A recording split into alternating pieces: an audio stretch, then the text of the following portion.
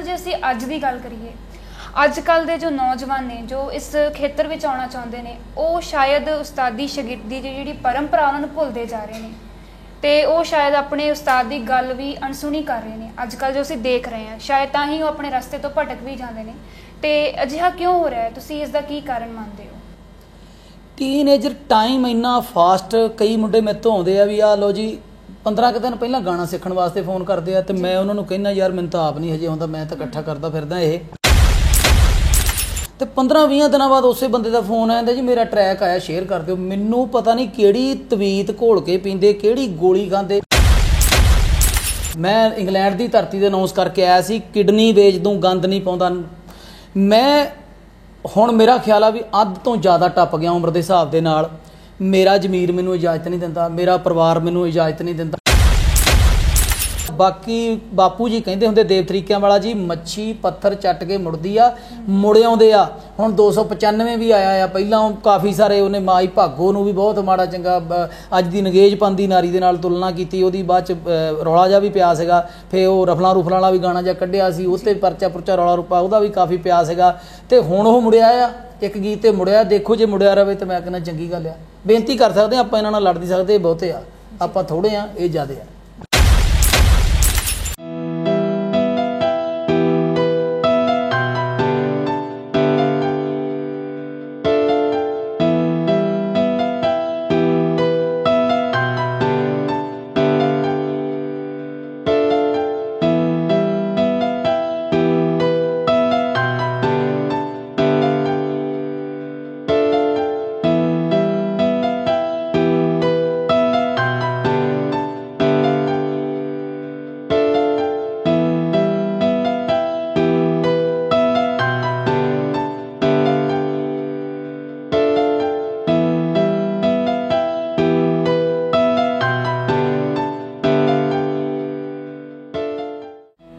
ਸਤਿ ਸ਼੍ਰੀ ਅਕਾਲ ਜੀ ਸਾਰਿਆਂ ਨੂੰ। ਮੈਂ ਤੁਹਾਡੀ ਆਪਣੀ ਹਰਲੀਨ ਕੌਰ ਤੁਹਾਡੇ ਸਾਹਮਣੇ ਹਾਜ਼ਰ ਹਾਂ ਪ੍ਰੋਗਰਾਮ ਵੱਖਰੀ ਮੁਲਾਕਾਤ ਦੇ ਨਾਲ।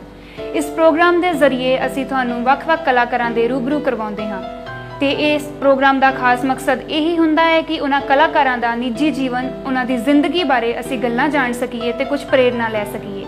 ਅਤੇ ਜਿਨ੍ਹਾਂ ਕਲਾਕਾਰਾਂ ਦੇ ਅਸੀਂ ਤੁਹਾਨੂੰ ਰੂਬਰੂ ਕਰਵਾਉਂਦੇ ਹਾਂ, ਉਹਨਾਂ ਨੇ ਆਪਣੀ ਮਿਹਨਤ ਦੇ ਬਲਬੂਤੇ 'ਤੇ ਬਹੁਤ ਨਾਮਣਾ ਖੱਟਿਆ ਹੁੰਦਾ ਹੈ। ਸਾਡਾ ਅੱਜ ਦਾ ਪ੍ਰੋਗਰਾਮ ਤੁਹਾਨੂੰ ਜਿਸ ਕਲਾਕਾਰ ਦੇ ਰੂਬਰੂ ਕਰਵਾਉਣ ਜਾ ਰਿਹਾ ਹੈ, ਉਹਨਾਂ ਨੇ ਆਪਣੀ ਮਿਹਨਤ ਦੇ ਸਦਕਾ ਇਸ ਪੰਜਾਬੀ ਜਗਤ ਦੇ ਵਿੱਚ ਬਹੁਤ ਨਾਮਣਾ ਖੱਟਿਆ ਹੈ। ਭਾਵੇਂ ਮੁਸ਼ਕਲਾਂ ਆਉਂਦੀਆਂ ਰਹੀਆਂ ਨੇ, ਪਰ ਉਹਨਾਂ ਨੇ ਆਪਣਾ ਕਦੀ ਵੀ ਵਿਰਸਾ ਨਹੀਂ ਛੱਡਿਆ, ਕਦੀ ਅਜਿਹੀ ਗਾਇਕੀ ਨਹੀਂ ਅਪਣਾਈ ਜਿਹਦੇ ਨਾਲ ਭਾਵੇਂ ਉਹ ਪੈਸਾ ਤਾਂ ਬਹੁਤ ਕਮਾ ਸਕਦੇ ਸੀ, ਪਰ ਕਿਤੇ ਨਾ ਕਿਤੇ ਉਹਨਾਂ ਨੂੰ ਲੱਗਦਾ ਸੀ ਕਿ ਉਹਨਾਂ ਦਾ ਇਹ ਨਾਮ ਜੋ ਅੱਜ ਬਣਿਆ ਹੈ ਉਹ ਸ਼ਾਇਦ ਨਾ ਬਣ ਸਕੇ।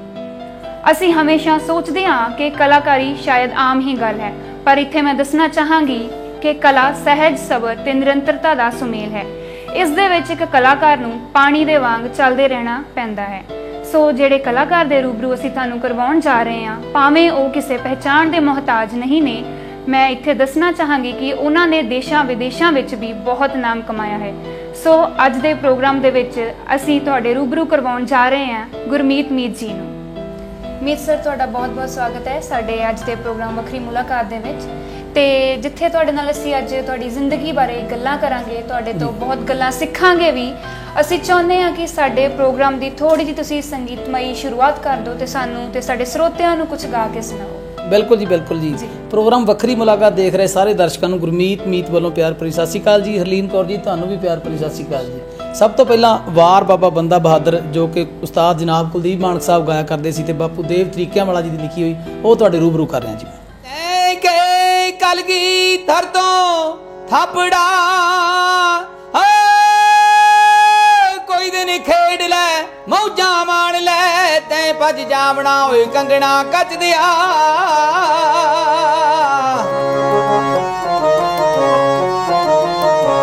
ਲੈ ਕੇ ਕਲਗੀਧਰ ਤੋਂ ਥਾਪੜਾ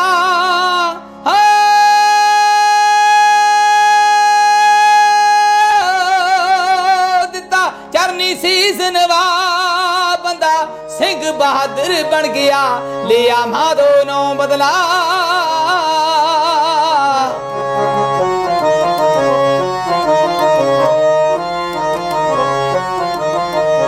ਉਹਦੇ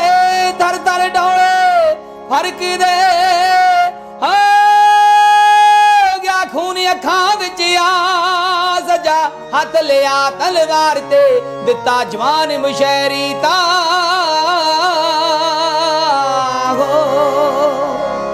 ਜੀ ਬਹੁਤ ਖੂਬ ਸਰ, ਜਿਹੜੀਆਂ ਤੁਸੀਂ ਸਤਰਾਂ ਸਾਨੂੰ ਸੁਣਾਈਆਂ, ਸਾਡੇ ਦਰਸ਼ਕਾਂ ਦੇ ਰੂਬਰੂ ਇਹ ਸਾਰਾ ਕੁਝ ਕੀਤਾ, ਬਹੁਤ ਹੀ ਲਾਜਵਾਬ ਸੀਗਾ ਤੇ ਬਹੁਤ ਹੀ ਵਧੀਆ ਸੀਗਾ। ਸਰ ਤੁਸੀਂ ਕਿਸੇ ਪਹਿਚਾਣ ਦੇ ਮੁਹਤਾਜ ਨਹੀਂ ਹੋ ਤੇ ਤੁਹਾਡੀ ਅਸੀਂ ਉਹ ਧਰਤੀ ਜਾਣਨਾ ਚਾਹਾਂਗੇ ਜਿੱਥੇ ਤੁਹਾਡਾ ਜਨਮ ਹੋਇਆ, ਜਿੱਥੋਂ ਤੁਸੀਂ ਉੱਠ ਕੇ ਅੱਜ ਇਹ ਮੰਜ਼ਿਲ ਹਾਸਿਲ ਕੀਤੀ ਹੈ, ਮੁਕਾਮ ਪਾਇਆ ਹੈ। ਤੇ ਥੋੜਾ ਸਾਨੂੰ ਦੱਸੋ ਕਿ ਤੁਹਾਡਾ ਪਿਛੋਕੜ ਕੀ ਹੈ, ਤੁਹਾਡਾ ਪਿੰਡ ਕਿਹੜਾ ਹੈ ਤੇ ਤੁਹਾਡਾ ਪਰਿਵਾਰ ਕਿਹੋ ਜਿਹਾ ਸੀਗਾ ਜਦੋਂ ਤੁਹਾਡਾ ਜਨਮ ਹੋਇਆ? ਜੀ ਮੇਰਾ ਜੰਪਲ ਦਾ ਜਿਹੜਾ ਪਿੰਡ ਹੈ ਜੀ, ਪਿੰਡ ਸੋਹਲ ਖਾਲਸਾ, ਜ਼ਿਲ੍ਹਾ ਜਲੰਧਰ। ਵੈਸੇ ਸਿਆਣੇ ਕਹਿੰਦੇ ਜਿੱਥੇ ਦੇਖਾਂ ਤਵਾ ਪਰਾਤ ਉੱਥੇ ਨੱਚਾਂ ਸਾਰੀ ਰਾਤ। ਮੈਨੂੰ ਸਾਰੇ ਪੰਜਾਬ ਨੇ, ਸਾਰੇ ਪੰਜਾਬੀਅਤ ਨੇ ਰੋਟੀ ਦਿੱਤੀ ਹੈ। ਠੀਕ ਹੈ, ਇੱਕ ਥਾਂ ਹੁੰਦਾ ਬੰਦੇ ਦਾ, ਜਨਮ ਸਥਾਨ ਹੁੰਦਾ ਜਿੱਥੇ ਬੰਦਾ ਪੈਦਾ ਹੁੰਦਾ। ਤੇ ਮੇਰੇ ਮਾਤਾ ਨਿਰਮਲ ਕੌਰ ਜੀ, ਸਰਦਾਰ ਜਗੀਰ ਸਿੰਘ ਜੀ ਸੋਹਲ ਸਾਹਿਬ, ਪਿੰਡ ਸੋਹਲ ਖਾਲਸਾ ਤੋਂ। ਤੇ ਬਚਪਨ ਤੋਂ ਹੀ ਚੰਗਾ ਖਾਣਾ, ਚੰਗਾ ਗਾਣਾ ਸ਼ੁਰੂ ਹੋ ਗਿਆ ਸੀਗਾ। ਤੇ ਅੱਜ ਕੱਲ੍ਹ ਮੈਂ ਜਲੰਧਰ ਸ਼ਹਿਰ ਦੇ ਵਿੱਚ ਵਡਾਲਾ ਚੌਂਕ ਦੇ ਨੇੜੇ ਰਹਿ ਰਿਹਾ ਜੀ। ਥੋੜਾ ਆਪਣੇ ਪਰਿਵਾਰ ਬਾਰੇ ਦੱਸੋ ਕਿ ਜਦੋਂ ਤੁਸੀਂ ਇਸ ਖੇਤਰ ਵਿੱਚ ਆਏ, ਜਦੋਂ ਤੁਸੀਂ ਪਹਿਲਾ ਕਦਮ ਇਸ ਖੇਤਰ 'ਚ ਗਿਆ, ਕੀ ਸੰਗੀਤ ਤੁਹਾਡੀ ਫੈਮਿਲੀ ਦੇ ਵਿੱਚ ਸੀ, ਪਰਿਵਾਰ ਦੇ ਵਿੱਚ ਸੀਗਾ?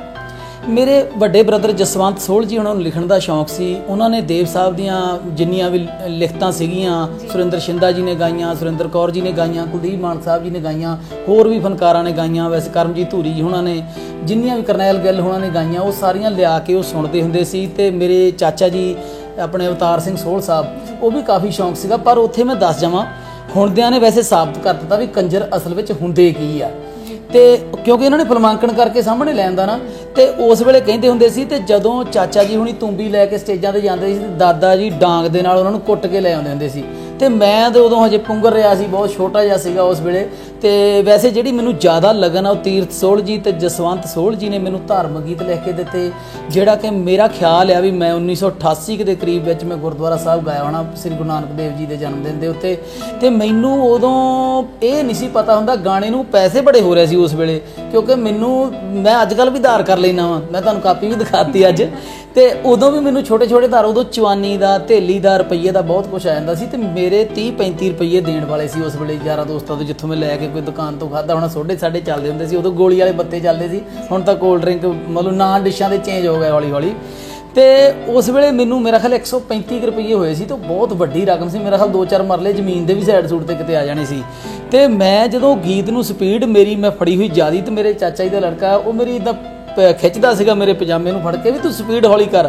ਤੇ ਮੈਂ ਉਹ ਆਵਾਜ਼ ਹੌਲੀ ਕਰੀ ਜਾਵਾਂ, ਸਪੀਡ ਮੇਰੀ ਗਾਉਣ ਦੀ ਉਹੀ ਰਹੀ। ਤੇ ਉਹ ਮੈਨੂੰ ਬਾਅਦ 'ਚ ਕਹਿੰਦਾ ਯਾਰ ਤੈਨੂੰ ਪੈਸੇ ਹੋਰ ਹੋ ਜਾਣੇ ਸੀ, ਮੈਨੂੰ ਤੂੰ ਸਪੀਡ ਨਹੀਂ। ਮੈਂ ਕਿਹਾ ਮੈਨੂੰ ਪਤਾ ਨਹੀਂ ਸਪੀਡ ਹੁੰਦੀ ਕੀ ਆ। ਅਸਲ ਵਿੱਚ ਜਿਹੜਾ ਗਾਣਾ ਆ ਨਾ, ਇਹ ਗਾਣਾ, ਖਾਣਾ, ਰਸੋਈ, ਪੱਗ, ਇਹ ਇੱਕੋ ਜਿਹੀ ਨਹੀਂ ਹੁੰਦੀ, ਇਹ ਬਦਲਦਾ ਰਹਿੰਦਾ। ਤੇ ਮੈਨੂੰ ਲੱਗਦਾ ਅੱਜ ਵੀ ਮੈਂ ਸਿੱਖ ਰਿਹਾ ਆ। ਤੇ ਉਦੋਂ ਜਦੋਂ ਸ਼ੁਰੂਆਤ ਦੇ ਵਿੱਚ ਸੀ, ਉਹ ਤਾਂ ਬਹੁਤ ਮਤਲਬ ਛੋਟੇ ਹੁੰਦੇ ਦੀਆਂ ਗੱਲਾਂ ਸੀਗੀਆਂ। ਸੋਹਲ ਸਾਹਿਬ ਨੇ ਮੈਨੂੰ ਖੱਤਿਆਂ ਦੇ ਵਿੱਚ ਲੈ ਜਾਣਾ, ਖੇਤਾਂ ਦੇ ਵਿੱਚ ਜਾ ਕੇ ਰਿਆਜ਼ ਕਰਾਉਣਾ, ਖੁੱਲ੍ਹਾ ਗਾਉਣਾ ਉਸ ਵੇਲੇ। ਸਾਨੂੰ ਤੁਹਾਡੇ ਨਾਲ ਅੱਜ ਗੱਲਾਂ ਕਰਕੇ ਬਹੁਤ ਚੰਗਾ ਲੱਗ ਰਿਹਾ ਹੈ। ਤੇ ਇੱਥੇ ਮੈਂ ਪੁੱਛਣਾ ਚਾਹਾਂਗੀ ਕਿ ਤੁਹਾਡੇ ਜੋ ਤੁਸੀਂ ਅੱਗੇ ਜਦੋਂ ਸੰਗੀਤ ਦੀ ਤਾਲੀਮ ਸ਼ੁਰੂ ਕੀਤੀ, ਕਿਸ ਚੀਜ਼ ਨੇ ਤੁਹਾਨੂੰ ਪ੍ਰੇਰਨਾ ਦਿੱਤੀ ਕਿ ਤੁਸੀਂ ਹੁਣ ਤੁਹਾਨੂੰ ਉਸਤਾਦ ਧਾਰਨਾ ਚਾਹੀਦਾ ਹੈ, ਤੁਸੀਂ ਕਿਸੇ ਉਸਤਾਦ ਨੂੰ ਅਪਣਾਓ ਤੇ ਉਹਨਾਂ ਕੋਲੋਂ ਇਸ ਚੀਜ਼ ਨੂੰ ਤਾਲੀਮ ਲਵੋ ਤੇ ਤਾਲਬੱਧ ਹੋ ਕੇ ਸਿੱਖੋ ਇਸ ਚੀਜ਼ ਨੂੰ? ਮੈਂ ਦੂਰਦਰਸ਼ਨ ਕੇਂਦਰ ਜਲੰਧਰ ਗਿਆ ਜੀ, ਤੇ ਮੈਨੂੰ ਬਿਲਕੁਲ ਨਹੀਂ ਸੀ ਪਤਾ ਕਿ ਮੈਨੂੰ ਇਹੀ ਦੱਸਿਆ ਗਿਆ ਉੱਚਾ ਗਾਉਂਦੇ ਆ ਮਾਨਕ ਸਾਹਿਬ, ਮੈਨੂੰ ਇਹ ਨਹੀਂ ਸੀ ਪਤਾ। ਤੇ ਮੈਂ ਆ ਕੇ ਨਾ ਮਤਲਬ ਜਦੋਂ ਮੈਂ ਇੱਥੇ ਪਹੁੰਚਿਆ, ਤੇ ਮੈਂ ਕਿਸੇ ਚੰਗੇ ਸੀਗੇ ਬੰਦੇ ਇੱਥੋਂ ਕਰਤਾਰਪੁਰ ਤੋਂ ਸੀਗੇ, ਤੇ ਉਹਨਾਂ ਨੇ ਕਿਹਾ ਵੀ ਚੱਲ ਤੂੰ ਗਾਣਾ ਸੁਣਾ ਕੋਈ। ਮੈਂ ਗਾਣਾ ਸੁਣਾਇਆ, ਤਾਂ ਮੈਂ ਜਿੱਦਾਂ ਕਹਿ ਲਓ ਵੀ ਸਿਰ ਤੇ ਚੱਕ ਲਈਦਾ ਨਾ ਸਾਰਾ ਕੁਝ, ਉੱਚੀ ਜ਼ੋਰ ਲਾਤਾ। ਤੇ ਉਹ ਕਹਿੰਦੇ ਵੀ ਕਾਕਾ ਉੱਚੀ ਗਾਉਣਾ ਹੀ ਗਾਣਾ ਹੁੰਦਾ ਆ ਜਾਂ ਹਲਕਾ ਵੀ ਥੱਲੇ ਵੀ ਗਾ ਸਕਦੇ ਆ? ਮੈਂ ਕਿਹਾ ਜੀ ਮੈਨੂੰ ਤਾਂ ਉੱਚੀ ਆਉਂਦਾ ਆ। ਤੇ ਉਹ ਕਹਿੰਦੇ ਵੀ ਤੇਰਾ ਉਸਤਾਦ ਕੌਣ ਆ? ਮੈਂ ਕਿਹਾ ਜੀ ਮੈਂ ਤਾਂ ਮੈਨੂੰ ਪਿੰਡੋਂ ਮੇਰੇ ਚਾਚਾ ਜੀ ਦੇ ਲੜਕੇ ਉਹੀ ਦੇਸੀ ਤਰੀਕੇ ਨਾਲ ਦੱਸਦੇ ਆ ਤੇ ਮੈਂ ਸਿੱਖਦਾ। ਕਹਿੰਦੇ ਯਾਰ ਤੈਨੂੰ ਤਾਂ ਇੱਕ ਉਸਤਾਦ ਦੀ ਲੋੜ ਆ, ਤੇ ਤੂੰ ਇਦਾਂ ਕਰ, ਤੈਨੂੰ ਹੰਸਰਾਜ ਹੰਸ ਦੇ ਨਾਲ ਲਵਾ ਦਿੰਦੇ, ਤੇ ਤੂੰ ਹੰਸਰਾਜ ਹੰਸ ਜੀ ਤੋਂ ਸਿੱਖ ਲਾ। ਤੇ ਮੈਂ ਜਾ ਕੇ ਸੋਹਲ ਸਾਹਿਬ ਨਾਲ ਸਲਾਹ ਕੀਤੀ। ਮੈਂ ਕਿਹਾ ਵੀ ਸੋਹਲ ਸਾਹਿਬ ਅੱਜ ਇੱਕ ਨਵਾਂ ਐਕਸਪੀਰੀਅੰਸ ਹੋਇਆ। ਮੈਂ ਕਿਹਾ ਵੀ ਉਹ ਕਹਿੰਦੇ ਤੈਨੂੰ ਕੋਈ ਉਸਤਾਦ ਦੀ ਲੋੜ ਆ, ਤੇ ਉਹ ਕਹਿੰਦੇ ਹੰਸਰਾਜ ਜੀ ਦਾ ਤੈਨੂੰ ਸ਼ਾਗਿਰਦ ਪਾ ਦਿੰਦੇ। ਮੈਂ ਬੜਾ ਖੁਸ਼। ਤੇ ਉਹ ਕਹਿੰਦੇ ਵੀ ਅਸਲ ਵਿੱਚ ਤੇਰੀ ਜਿਹੜੀ ਗਾਇਕੀ ਆ ਨਾ, ਉਹ ਹੰਸੁਣਾ ਵਾਲੀ ਨਹੀਂ ਗੀ, ਤੇ ਜਦੋਂ ਹੰਸੁਣਾ ਕੋ ਚੱਲ ਜਾਣਾ ਨਾ, ਤੇ ਤੇਰਾ ਆਪਣਾ ਰੂਪ ਵੀ ਵਿਗੜ ਜਾਣਾ। ਤੈਨੂੰ ਉੱਚਾ ਗਾਉਣ ਦਾ ਸ਼ੌਂਕ ਆ, ਤੇ ਉੱਚਾ ਗਾਉਣ ਦੀ ਜਿਹੜੀ ਉਹ ਹੈਗੇ ਕੁਲਦੀਪ ਮਾਨਕ ਸਾਹਿਬ, ਸੁਰਿੰਦਰ ਸ਼ਿੰਦਾ ਜੀ, ਕੁਲਦੀਪ ਪਾਰਸ ਜੀ, ਸੁਖਵਿੰਦਰ ਪੰਛੀ ਸਾਹਿਬ। ਤੇ ਮੈਨੂੰ ਕਹਿੰਦੇ ਵੀ ਜਿਹੜੇ ਕੁਲਦੀਪ ਮਾਨਕ ਸਾਹਿਬ ਤੋਂ ਮੇਰਾ ਸ਼ੌਂਕ ਸੀ ਵੀ ਮੈਂ ਕਿਤੇ ਉੱਥੇ ਜਾ ਕੇ ਸੇਵਾ ਕਰਾਂ, ਉਹਨਾਂ ਤੋਂ ਸਿੱਖਾਂ। ਉਹ ਕਹਿੰਦੇ ਵੀ ਅਸਲ ਵਿੱਚ ਨਾ ਉਹਨਾਂ ਕੋਲ ਟਾਈਮ ਹੀ ਨਹੀਂ ਹੋਣਾ, ਕਿਉਂਕਿ ਮਾਨਕ ਸਾਹਿਬ ਦੇ ਦੁਨੀਆ ਭਰ 'ਚ ਖਾੜੇ ਸੀ, ਕੋਈ ਹਿਸਾਬ ਹੀ ਨਹੀਂ ਸੀ। ਤੇ ਕਹਿੰਦੇ ਵੀ ਉਹਨਾਂ ਦੇ ਸ਼ਾਗਿਰਦ ਹੈਗੇ ਆ ਸੁਖਵਿੰਦਰ ਪੰਛੀ ਸਾਹਿਬ, ਵੀ ਉਹ ਵੀ ਉਹੀ ਚੀਜ਼ ਗਾਉਂਦੇ ਆ, ਤੁਸੀਂ ਜਲੰਧਰ ਜਾ ਕੇ ਉਹਨਾਂ ਦੇ ਪੈਰ ਫੜ ਲਓ। ਮੈਂ ਕੋਸ਼ਿਸ਼ ਕੀਤੀ, ਸੋਹਲ ਸਾਹਿਬ ਨਾਲ ਆਏ ਤੇ ਇੱਥੇ ਆ ਕੇ ਜਦੋਂ ਦਫ਼ਤਰ ਦੇ ਵਿੱਚ ਮੈਂ ਸੁਣਾਇਆ ਤੇ ਉਹਨਾਂ ਨੇ ਮੈਨੂੰ ਕੋਈ ਰਿਸਪੌਂਸ ਨਹੀਂ ਦਿੱਤਾ ਖਾਸ। ਉਸ ਤੋਂ ਬਾਅਦ ਉੱਥੇ ਲਾਗੇ ਹੀ ਦੋ ਨਾ ਦੋਸਤ ਸੀਗੇ, ਉਹਨਾਂ ਦੀਆਂ ਸ਼ਾਪਾਂ ਸੀਗੀਆਂ ਤੇ ਉਹਨਾਂ ਨੇ ਕਿਹਾ ਵੀ ਯਾਰ ਆ ਮੁੰਡਾ ਬੜਾ ਗਾਉਂਦਾ, ਵੀ ਲਗਾਤਾਰ ਹੀ ਇਹਨੂੰ ਲੱਗੇ ਜਿੱਦਾਂ ਕਹਿ ਲਓ ਦੇਸੀ ਭਾਈ ਜਿਹੜਾ ਹੱਟ ਪਾਉਂਦਾ ਵੀ ਹੁੰਦਾ ਸੀ ਉਸ ਵੇਲੇ। ਤੇ ਉਹਨਾਂ ਨੇ ਜਦੋਂ ਸੁਣਿਆ ਤਾਂ ਉਹ ਕਹਿੰਦੇ ਯਾਰ ਅਸੀਂ ਤੇਰਾ ਕਰਦੇ ਹਾਂ, ਕਹਿੰਦੇ ਪੰਛੀ ਸਾਹਿਬ ਯਾਰ ਮੁੰਡੇ ਨੂੰ ਚੱਜ ਨਾਲ ਇੱਕ ਵਾਰੀ ਫੇਰ ਸੁਣੋ। ਉਹਨਾਂ ਨੇ ਲਗਾਤਾਰ 12 ਗੀਤ ਮੇਰੇ ਤੋਂ ਬਿਨਾਂ ਸਾਹ ਲੈ ਸੁਣੇ। ਫਿਰ ਉਹਨਾਂ ਨੇ ਮੈਡਮ ਰੂਬੀ ਜੀ ਉਹਨਾਂ ਦੇ ਜਿਹੜੇ ਹਮਸਫਰ ਉਹਨਾਂ ਨੂੰ ਸੱਦ ਲਿਆ, ਮੈਡਮ ਜੀ ਉਹਨਾਂ ਨੂੰ ਸੱਦ ਲਿਆ, ਉਹਨਾਂ ਨੇ ਦੁਬਾਰਾ ਫੇਰ ਸੁਣਿਆ ਮੈਨੂੰ, ਇੰਨੇ ਹੀ ਫੇਰ ਸੁਣਾਏ ਮੈਂ ਗੀਤ ਉੱਥੇ ਸੁਣਾਏ। ਤਾਂ ਉਹਨਾਂ ਨੇ ਕਿਹਾ ਵੀ ਚੱਲ ਜੇ ਟਿਕ ਗਿਆ ਤਾਂ ਨਾਲੇ ਤਾਂ ਪਿੱਛੇ ਸਟੇਜ ਤੇ ਕੋਰਸ ਬੋਲਿਆ ਕਰੂਗਾ, ਨਾਲੇ ਭਾਂਡੇ ਵਜਾਵਾਂਗੇ, ਨਾਲੇ ਮੁੰਡਾ ਸ਼ਰੀਫ ਲੱਗਦਾ, ਨਾਲੇ ਪੋਚੇ ਪੱਚੇ ਲਾ ਦਿਆ ਕਰੂ, ਘਰੇ ਸੇਵਾਦਾਰ ਦੀ ਤਾਂ ਲੋੜ ਹੁੰਦੀ ਹੈ ਉਸਤਾਦਾਂ ਦੇ ਘਰੇ। ਤੇ ਮੈਂ ਵੀ ਸਿਰੜੀ ਸੀ ਪੂਰਾ, ਮੈਨੂੰ ਸ਼ੌਂਕ ਸੀ। ਫਿਰ ਜਦੋਂ ਉਹਨਾਂ ਨੇ ਹਾਂ ਕਰਤੀ, ਫਿਰ ਮੈਂ ਡੈਡੀ ਜੀ ਨੂੰ ਆਪਣੇ ਲਿਆ ਨਾਲ, ਆਪਣੇ ਬਲਦੇਵ ਰਾਹੀ ਜੀ ਹੁਣੀ ਆਏ ਤੇ ਜਸਵੰਤ ਸੋਹਲ ਜੀ, ਤੀਰਥ ਸੋਹਲ ਜੀ। ਫਿਰ ਪ੍ਰੋਪਰ ਇੱਕ ਰਸਮ ਹੋਈ ਜਿਵੇਂ ਹੁੰਦੀ ਆ, ਮੈਂ ਸ਼ਾਗਿਰਦ ਪਿਆ, ਗਾਨਾ ਬੰਨਿਆ, ਮੈਂ ਉਹਨਾਂ ਨੂੰ ਪੱਗ ਦਿੱਤੀ, ਕੱਪੜੇ ਦਿੱਤੇ, ਮਠਿਆਈ ਲੈ ਕੇ ਗਿਆ, ਜੋ ਜਿੰਨਾ ਵੀ ਮੈਨੂੰ ਸਮਝ ਸੀਗੀ ਜਾਂ ਮੈਨੂੰ ਜੋ ਦੱਸਿਆ ਗਿਆ ਸੀ ਉਹ ਕਰਕੇ। ਫਿਰ ਮੈਂ ਲਗਭਗ 1.5 ਸਾਲ ਉੱਥੇ ਮੈਂ ਰਿਹਾ ਤੇ ਮੋਤਾ ਸਿੰਘ ਨਗਰ ਕਿਰਾਏ ਤੇ ਰਹਿੰਦੇ ਹੁੰਦੇ ਸੀ ਉਸਤਾਦ ਜੀ ਹੁਣੀ। ਤੇ ਮੈਨੂੰ ਇੰਨਾ ਰਿਆਜ਼ ਦਾ ਸ਼ੌਂਕ ਸੀ ਕਿ ਉਹਨਾਂ ਦੇ ਜਿਹੜੇ ਮਕਾਨ ਮਾਲਕ ਸੀ ਨਾ, ਉਹ ਕਹਿੰਦੇ ਯਾਰ ਆ ਵਾਜਾ ਜਿਹਾ ਨਾਲ, ਉਹ ਮੈਨੂੰ ਵਾਜਾ ਕਹਿੰਦੇ ਵਾਜਾ ਜਿਹਾ ਨਾਲ ਲੈ ਜਾ ਕਰ ਯਾਰ, ਕਹਿੰਦੇ ਨਾ ਇਹ ਸੌਂਦਾ ਨਾ ਸੌਣ ਦਿੰਦਾ, ਨਾ ਬਹਿੰਦਾ ਨਾ ਟਿਕਦਾ, ਪਤਾ ਨਹੀਂ ਕੀ ਕਰਦਾ ਇਹ। ਫਿਰ ਮੈਂ ਤਰੀਕਾ ਇੱਕ ਲੱਭਿਆ, ਮੈਂ ਕਿਹਾ ਰਿਆਜ਼ ਤਾਂ ਬੰਦ ਨਹੀਂ ਕਰਨਾ ਤੇ ਡਿਸਟਰਬ ਇਹਨਾਂ ਨੂੰ ਮੈਂ ਲੈ ਕੇ ਕੱਪੜਾ ਨਾ ਥੱਲੇ ਚੀਤਾਂ ਹੀ ਧੁੰਨ ਦੇਣਾ, ਜਿਵੇਂ ਦਰਵਾਜ਼ਿਆਂ ਦੇ ਥੱਲੇ ਜਿੱਥੋਂ ਦੀ ਵੀ ਕਿਤੇ ਆਵਾਜ਼ ਬਾਹਰ ਨਿਕਲ ਸਕਦੀ। ਮੈਂ ਆਪਣਾ ਰਿਆਜ਼ ਨਹੀਂ ਛੱਡਿਆ, ਮੈਂ ਉਹਨਾਂ ਨੂੰ ਡਿਸਟਰਬ ਹੋਣੋਂ ਹਟਾਤਾ। ਅਸਲ ਵਿੱਚ ਜਿਹੜੀ ਮੇਰੀ ਜਿਹੜੀ ਲਗਨ ਸੀ, ਮੈਂ ਕੁਲਦੀਪ ਮਾਨਕ ਸਾਹਿਬ ਜੀ ਨੂੰ ਜ਼ਿਆਦਾ ਸੁਣਦਾ ਸੀ। ਉੱਥੇ ਹੀ ਰਹਿੰਦਿਆਂ ਹੋਇਆਂ ਇੱਕ ਵਾਰੀ ਕੁਲਦੀਪ ਮਾਨਕ ਸਾਹਿਬ ਪਿੰਡ ਖਰੇ ਘੁਆਲੇ ਸੀਗਾ ਖਾੜਾ, ਤੇ ਉੱਥੇ ਮਾਨਕ ਸਾਹਿਬ ਨੇ ਗਾਉਣਾ ਸੀ ਤੇ ਮਾਨਕ ਸਾਹਿਬ ਕਹਿੰਦੇ ਪੰਛੀ ਕੋਰਸ ਬੋਲ ਆ ਕੇ ਮੇਰੇ ਪਿੱਛੇ। ਤੇ ਉਹ ਕਹਿੰਦੇ ਆ ਮੁੰਡਾ ਬੋਲੂਗਾ, ਮੈਨੂੰ ਮਿੱਠਾ ਕਹਿੰਦੇ ਹੁੰਦੇ ਸੀ ਪਿਆਰ ਨਾਲ, ਮਿੱਠਾ ਬਹੁਤ ਮੈਂ ਖਾਂਦਾ ਹੁੰਦਾ ਸੀ, ਮੈਨੂੰ ਸਮਝ ਨਹੀਂ ਸੀ ਉਸ ਗੱਲ ਦੀ। ਤੇ ਉਸ ਤੋਂ ਬਾਅਦ ਜਦੋਂ ਮੈਨੂੰ ਕਹਿੰਦੇ ਆ ਬੋਲੂਗੀ ਚਵਾਨੀ ਜੀ, ਮਾਨਕ ਸਾਹਿਬ ਕਹਿੰਦੇ, ਤੇ ਉਹ ਪੰਛੀ ਸਾਹਿਬ ਕਹਿੰਦੇ ਚਵਾਨੀ ਨਹੀਂ ਇਹ 8 ਆਨੇ ਆ। ਜਦੋਂ ਮੈਂ 1-2 ਗੀਤਾਂ 'ਚ ਪਿੱਛੇ ਕੋਰਸ ਬੋਲਿਆ, ਜ਼ੋਰ ਲਾਇਆ, ਉਸਤਾਦ ਜੀ ਹੁਣੀ ਮਾਨਕ ਸਾਹਿਬ ਕਹਿੰਦੇ ਗਾ ਲੈਣਾ ਔਖਾ ਕੰਮ ਆ, ਪਰ ਮੈਂ ਕੋਸ਼ਿਸ਼ ਕੀਤੀ ਜਿੰਨਾ ਵੀ ਸੀ ਮੈਂ ਨਿਭਿਆ। ਤੇ ਪੰਛੀ ਸਾਹਿਬ ਦੇ ਕੰਨ 'ਚ ਕਹਿੰਦੇ ਪੰਛੀ ਉਹ ਤੂੰ ਤਾਂ ਕਹਿੰਦਾ 8 ਆਨੇ ਤਾਂ 12 ਆਨੇ ਆ, ਇਹ ਤਾਂ ਰੁਪਈਆ ਬਣੂ ਕਿਸੇ ਦਿਨ। ਇਹ ਉਸਤਾਦ ਕੁਲਦੀਪ ਮਾਨਕ ਸਾਹਿਬ ਜੀ ਦੀ ਵਰਡਿੰਗ ਸੀ ਮੇਰੀ ਪਹਿਲੀ ਮੁਲਾਕਾਤ ਦੇ ਉੱਤੇ। ਉਦਣ ਰਾਤ ਨੂੰ ਘਰੇ ਆ ਗਏ, ਘਰੇ ਆ ਕੇ ਨਾ ਉਹਨਾਂ ਦੀਆਂ ਮੈਂ ਪਿੰਨੀਆਂ ਚੱਸੀਆਂ ਤੇ ਮੈਂ ਸਿਰ ਦੇ ਵਿੱਚ ਤੇਲ ਤੂਲ ਚੱਸਿਆ। ਮੈਂ ਤਾਂ ਦੇਖੀ ਜਾਂਦਾ ਸੀ ਵੀ ਜਿਵੇਂ ਬੰਦਾ ਆਪਣੇ ਕਿਸੇ ਮੁਰਸ਼ਿਦ ਨੂੰ ਪਿਆਰ ਕਰਨ ਵਾਲਾ, ਉਹਨੂੰ ਮਿਲ ਜਾਏ, ਰੱਬ ਮਿਲ ਜਾਏ, ਤੇ ਉਹ ਫਿਰ ਰੱਬ ਨਾਲ ਕਿੱਦਾਂ ਗੱਲਾਂ ਕਰਦਾ ਵੀ ਮੇਰਾ ਤਾਂ ਸਭ ਕੁਝ ਮਿਲ ਗਿਆ ਮੈਨੂੰ ਅੱਜ। ਤੇ ਮੈਨੂੰ ਪਤਾ ਨਹੀਂ ਉਸ ਵੇਲੇ ਕਿਹੜਾ ਥਾਪੜਾ ਦਿੱਤਾ ਮੇਰੇ ਪਿੱਠ ਦੇ ਉੱਤੇ, 3-4 ਵਾਰੀ ਹੱਥ ਮਾਰਿਆ, ਕਹਿੰਦੇ ਸ਼ਾਬਾਸ਼ ਬਈ ਤੂੰ ਹੈ, ਤੇਰੀ 'ਚ ਗੱਲਬਾਤ, ਸਾਰੀਆਂ ਚੀਜ਼ਾਂ ਤੇਰੇ 'ਚ ਹੈਗੀਆਂ। ਤੇ ਮੈਂ ਤਾਂ ਖੜੇ ਰਹਿੰਦਾ ਹੁੰਦਾ ਸੀ। ਉਸਤਾਦ ਜੀ ਦੇ ਬੇਟੇ ਨੇ ਪੰਛੀ ਸਾਹਿਬ ਦੇ ਜੁਗਨੂ ਮੁੰਡਾ, ਹੁਣ ਜਵਾਨ ਹੋ ਗਿਆ, ਉਹ ਨਹੀਂ ਮੈਨੂੰ ਜਾਣਦਾ ਹੋਣਾ, ਉਹਨੂੰ ਮੈਂ ਪਾਲਿਆ। ਉਹ 40 ਬੰਦਿਆਂ 'ਚ, ਮੈਂ ਸ਼ਰਮ ਨਹੀਂ ਕਰ ਰਿਹਾ, ਰਿਕਾਰਡ ਹੋ ਰਿਹਾ, 40 ਬੰਦਿਆਂ ਦੇ ਵਿੱਚ ਮੈਨੂੰ ਆਵਾਜ਼ ਮਾਰ ਕੇ ਕਹਿੰਦੇ ਸੀ ਵੀ ਤੂੰ ਇੱਥੇ ਦੰਦ ਕੱਢੀ ਹੈ ਨਾ, ਮੁੰਡੇ ਨੇ ਲੈਟਰਿੰਗ ਕੀਤੀ, ਆ ਕੇ ਚੱਕ। ਮੈਂ ਚੱਕਦਾ ਰਿਹਾ ਤੇ ਮੈਨੂੰ 20 ਬੰਦਿਆਂ 'ਚ ਗਾਲ ਕੱਢਦੇ ਹੁੰਦੇ ਸੀ। ਉਸਤਾਦਾਂ ਨੂੰ ਪਹਿਲਿਆਂ ਨੂੰ ਆਦਤ ਸੀ, ਗੰਦੀ ਗਾਲ ਕੱਢਦੇ ਹੁੰਦੇ ਸੀ। ਮੈਂ ਕਹਿੰਦਾ ਸੀ 7 ਬਚਨ। 20 ਚੇਲੇ ਆਏ, 20 ਚਲੇ ਗਏ। ਪੰਛੀ ਸਾਹਿਬ ਨੇ ਆਪਦੇ ਮੂੰਹੋਂ ਕਿਹਾ ਵੀ ਮੀਤ ਤੂੰ ਕਿਸੇ ਦਿਨ ਬਣੇਗਾ। ਅੱਜ ਤੁਸੀਂ ਮੈਨੂੰ ਪਤਾ ਸਵਾਲ ਤੁਹਾਡਾ ਉਹ ਖਰਾ ਪਿਆ ਆ ਦੇਵ ਸਾਹਿਬ ਵਾਲਾ, ਤੁਸੀਂ ਪੁੱਛਣਾ ਵਾ ਤੇ ਮੈਂ ਕਹਿੰਦਾ ਮੈਂ ਰੋਕ ਹੀ ਲੈਣਾ, ਉਹ ਗੱਲਾਂ ਮੈਂ ਉੱਥੇ ਦੱਸੂਗਾ। ਸਰ ਤੁਸੀਂ ਬਹੁਤ ਵਧੀਆ ਗੱਲਾਂ ਸਾਡੇ ਨਾਲ ਕਰ ਰਹੇ ਹੋ ਤੇ ਤੁਸੀਂ ਆਪਣੇ ਗੁਰੂ ਜੀ ਦਾ ਜੋ ਤੁਹਾਡੇ ਨਾਲ ਰਿਸ਼ਤਾ ਸੀਗਾ, ਤੁਸੀਂ ਕਿਵੇਂ ਉਹਨਾਂ ਦੇ ਘਰ ਰਹੇ, ਉੱਥੇ ਸਿੱਖੇ ਵੀ, ਤੇ ਆਪਾਂ ਦੇਖ ਸਕਦੇ ਹਾਂ ਕਿ ਤੁਹਾਡਾ ਰਿਸ਼ਤਾ ਉਹਨਾਂ ਦੇ ਨਾਲ ਬਹੁਤ ਪਿਆਰ ਵਾਲਾ ਰਿਹਾ ਹੈ, ਸਤਿਕਾਰ ਵਾਲਾ ਰਿਹਾ ਹੈ। ਪਰ ਸਰ ਜੇ ਅਸੀਂ ਅੱਜ ਦੀ ਗੱਲ ਕਰੀਏ, ਅੱਜ ਕੱਲ੍ਹ ਦੇ ਜੋ ਨੌਜਵਾਨ ਨੇ ਜੋ ਇਸ ਖੇਤਰ ਵਿੱਚ ਆਉਣਾ ਚਾਹੁੰਦੇ ਨੇ, ਉਹ ਸ਼ਾਇਦ ਉਸਤਾਦੀ ਸ਼ਾਗਿਰਦੀ ਦੀ ਜਿਹੜੀ ਪਰੰਪਰਾ ਉਹਨਾਂ ਨੂੰ ਭੁੱਲਦੇ ਜਾ ਰਹੇ ਨੇ ਤੇ ਉਹ ਸ਼ਾਇਦ ਆਪਣੇ ਉਸਤਾਦ ਦੀ ਗੱਲ ਵੀ ਅਣਸੁਣੀ ਕਰ ਰਹੇ ਨੇ। ਅੱਜ ਕੱਲ੍ਹ ਜੋ ਅਸੀਂ ਦੇਖ ਰਹੇ ਹਾਂ, ਸ਼ਾਇਦ ਤਾਂ ਹੀ ਉਹ ਆਪਣੇ ਰਸਤੇ ਤੋਂ ਭਟਕ ਵੀ ਜਾਂਦੇ ਨੇ। ਤੇ ਅਜਿਹਾ ਕਿਉਂ ਹੋ ਰਿਹਾ ਹੈ? ਤੁਸੀਂ ਇਸ ਦਾ ਕੀ ਕਾਰਨ ਮੰਨਦੇ ਹੋ? ਟੀਨਏਜਰ ਟਾਈਮ ਇੰਨਾ ਫਾਸਟ, ਕਈ ਮੁੰਡੇ ਮੇਰੇ ਤੋਂ ਆਉਂਦੇ ਆ ਵੀ ਆ ਲੋ ਜੀ 15 ਕੁ ਦਿਨ ਪਹਿਲਾਂ ਗਾਣਾ ਸਿੱਖਣ ਵਾਸਤੇ ਫੋਨ ਕਰਦੇ ਆ, ਤੇ ਮੈਂ ਉਹਨਾਂ ਨੂੰ ਕਹਿੰਦਾ ਯਾਰ ਮੈਨੂੰ ਤਾਂ ਆਪ ਨਹੀਂ ਹਜੇ ਆਉਂਦਾ, ਮੈਂ ਤਾਂ ਇਕੱਠਾ ਕਰਦਾ ਫਿਰਦਾ ਇਹ। ਤੇ 15-20 ਦਿਨਾਂ ਬਾਅਦ ਉਸੇ ਬੰਦੇ ਦਾ ਫੋਨ ਆਇਆ ਜੀ ਮੇਰਾ ਟਰੈਕ ਆਇਆ, ਸ਼ੇਅਰ ਕਰ ਦਿਓ। ਮੈਨੂੰ ਪਤਾ ਨਹੀਂ ਕਿਹੜੀ ਤਵੀਤ ਘੋਲ ਕੇ ਪੀਂਦੇ, ਕਿਹੜੀ ਗੋਲੀ ਖਾਂਦੇ। 15 ਦਿਨਾਂ 'ਚ ਸੰਗੀਤ ਤਾਂ ਗੁਲਾਮ ਅਲੀ ਖਾਨ ਸਾਹਿਬ ਕਹਿੰਦੇ ਵੀ ਇਹ ਗਾਣਾ ਐਸੀ ਚੀਜ਼ ਆ, ਕਹਿੰਦੇ ਜਦੋਂ ਬੰਦੇ ਨੂੰ ਸਮਝ ਆਉਣੀ ਸ਼ੁਰੂ ਹੁੰਦੀ, ਉਹ ਕਹਿੰਦੇ ਉਦੋਂ ਬੰਦੇ ਦਾ ਦੁਨੀਆ ਤੋਂ ਜਾਣ ਦਾ ਵਕਤ ਆ ਜਾਂਦਾ, ਜਦੋਂ ਸਮਝ ਆਉਣੀ ਸ਼ੁਰੂ ਹੁੰਦੀ। ਇਹਦਾ ਖੇਡ ਬਣਾ ਲਿਆ ਇਹਨਾਂ ਨੇ। ਕੁਛ ਕੁ ਚੀਜ਼ਾਂ ਬੰਬੇ ਇੰਡਸਟਰੀ ਦੇ ਵਿੱਚ, ਜਿੱਦਾਂ ਇੰਡੀਅਨ ਆਈਡਲ ਦੇ ਵਿੱਚ ਮੁੰਡੇ ਕਿੰਨੇ ਅੱਛੇ ਸਿੱਖ ਕੇ ਕਿੰਨੇ ਬਰੀਕ ਗਾ ਰਹੇ। ਅੱਜ ਤੱਕ ਮੈਂ ਕਿਸੇ ਚੰਗੇ ਗਾਉਣ ਵਾਲੇ ਦਾ ਹਿੰਦੀ ਗਾਣਾ ਬੇਸੁਰਾ ਨਹੀਂ, ਬੇਤਾਲਾ ਨਹੀਂ ਮੈਂ ਦੇਖਿਆ। ਤੇ ਆਪਣੇ ਗਾਣੇ ਦੀ ਚਕਾਈ ਵੇਲੇ ਗਾਣੇ ਨੂੰ ਖਤਮ, ਪਹਿਲੀ ਗੱਲ ਤਾਂ ਸੁਰ ਤਾਲ ਨਾਲ ਸੰਬੰਧ ਹੀ ਕੋਈ ਨਹੀਂ। ਖੋਤੀ ਚੜੀ ਖਜੂਰ ਤੇ ਟੁਕ ਟੁਕ ਸਿੱਟੇ ਨਾਰ 3 ਦਿਨ ਰਹਿ ਗਏ ਦੀਵਾਲੀ 'ਚ, ਕਹਿੰਦਾ ਗੱਲ ਨਹੀਂ ਬੜੀ। ਮੈਂ ਕਿਹਾ ਖੋਤੀ ਖਜੂਰ ਤੇ ਚੜਾਤੀ, ਗੱਲ ਕਿਉਂ ਨਹੀਂ ਬਣੀ?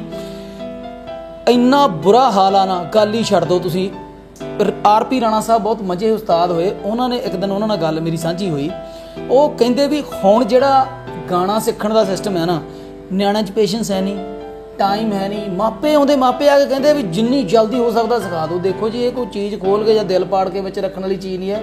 ਹੌਲੀ ਹੌਲੀ ਸੁਰਨਾ ਸੰਬੰਧ ਹੁੰਦਾ, ਬੰਦਾ ਹੌਲੀ ਹੌਲੀ ਇਹਦੀ ਸਾਧਨਾ ਕਰਦਾ। ਤੁਸੀਂ ਖੁਦ, ਮੈਂ ਪਤਾ ਲੱਗਾ ਬੱਬੂ ਜੀ ਦੇ ਸ਼ਾਗਿਰਦ ਤਬਲਾ ਤੁਸੀਂ ਪਲੇ ਕਰਦੇ ਹੋ, ਕਿੱਡੀ ਵੱਡੀ ਗੱਲ। ਔਰ ਲੜਕੀ ਹੋ ਕੇ ਮੈਂ ਤੁਹਾਨੂੰ ਸ਼ਾਬਾਸ਼ ਦਿੰਦਾ ਕਿ ਤੁਸੀਂ ਬਹੁਤ ਟੇਢਾ ਸਾਜ਼ ਚੁਣਿਆ, ਕਿਉਂਕਿ ਸਾਰੇ ਘਰ ਸੁਰ ਕਰਨੇ। ਮੈਂ ਜਦੋਂ ਸਟੇਜ ਤੇ ਹੁੰਦਾ, ਸਨੀ ਮੁੰਡਾ ਜਾਂਦਾ ਤਬਲੇ ਤੇ ਮੈਨੂੰ ਕਹਿੰਦੇ ਹੁੰਦੇ ਆ, ਹਾਂਜੀ ਭਾਜੀ ਕਿਹੜੇ ਕਾਲੇ ਤੇ ਗਾਉਣਾ? ਮੈਂ ਕਹਿੰਦਾ ਦੂਜੇ 3 ਕੁ ਰੱਖ ਲਓ, ਪਹਿਲਾ ਕਾਲਾ, ਦੂਜਾ ਕਾਲਾ, ਤੀਜਾ ਕਾਲਾ, ਵੱਧ ਤੋਂ ਵੱਧ ਚੌਥਾ ਸਫੇਦ, ਅਸੀਂ ਉੱਤੇ ਕਰਕੇ ਗਾ ਲੈਂਦੇ ਹੁੰਦੇ। ਤੇ ਮੈਂ ਉਹਨੂੰ ਕਹਿੰਦਾ ਨਾ, ਉਹ ਕਹਿੰਦਾ ਭਾਜੀ ਕਿੱਦਾਂ, ਟਾਈਮ ਨਹੀਂ ਨਾ ਹੁੰਦਾ ਵਿੱਚ ਗੱਲ ਕਰਦਾ ਕਰਦਾ, ਫਰਮਾਇਸ਼ ਚੇਂਜ ਹੋ ਜਾਂਦੀ ਆ, ਸੁਰ ਚੇਂਜ ਕਰਕੇ ਰੱਖ, ਗੱਲ ਕਰਕੇ ਘੁਮਾ ਦਈਦਾ। ਉਹ ਜਦੋਂ ਮੈਂ ਕਹਿੰਦਾ 3 ਕੁ ਘਰ ਕਰ ਲਾ, ਮੈਨੂੰ ਕਿਹੜਾ ਬਹੁਤਾ ਆਉਂਦਾ, ਜਿੱਥੇ ਮੈਂ ਗਾਉਣਾ ਉਹਨਾਂ ਕੁ ਕਰ ਲਾ ਤੂੰ ਸੁਰ, ਬੜਾ ਔਖਾ ਕੰਮ ਆ। ਗੱਲ ਸੀ RP ਰਾਣਾ ਸਾਹਿਬ ਦੀ ਗੱਲ ਚੱਲਦੀ ਸੀ। ਕਹਿੰਦੇ ਉਹ ਟਾਈਮ ਗਿਆ ਜਦੋਂ ਮੈਂ ਜਿਵੇਂ ਦੱਸਿਆ ਭਾਂਡੇ ਮਾਂਜੇ, ਪੋਚੇ ਲਾਏ, ਬੱਚੇ ਦੀਆਂ ਲੈਟਰੀਨਾਂ ਚੱਕੀਆਂ। ਮੈਂ ਕਹਿੰਦਾ ਵੀ ਕਈ ਵਾਰੀ ਸੌਣਾ ਹੀ ਨਹੀਂ ਮਿਲਦਾ ਹੁੰਦਾ ਸੀ, ਕੱਪੜੇ ਵੀ ਧੋਤੇ, ਬਾਥਰੂਮ ਵੀ ਸਾਫ਼ ਕੀਤੇ। ਹੁਣ ਤੁਸੀਂ ਦੱਸੋ ਅੱਜ ਦੇ ਨੇਚਰ ਦੇ ਵਿੱਚ ਬੱਚੇ ਹੋਣਗੇ? ਇਹ ਨਹੀਂ ਕਿ ਸਾਰੇ, ਮਤਲਬ ਜੇ ਸਾਰਾ ਕੁਝ ਖਤਮ ਹੋ ਗਿਆ ਫਿਰ ਤਾਂ ਦੁਨੀਆ ਹੀ ਖਤਮ ਆ। ਹਜੇ ਵੀ ਸਰਮਨ ਪੁੱਤਰ ਜਿਹੜੇ ਜਿਉਂਦੇ ਆ।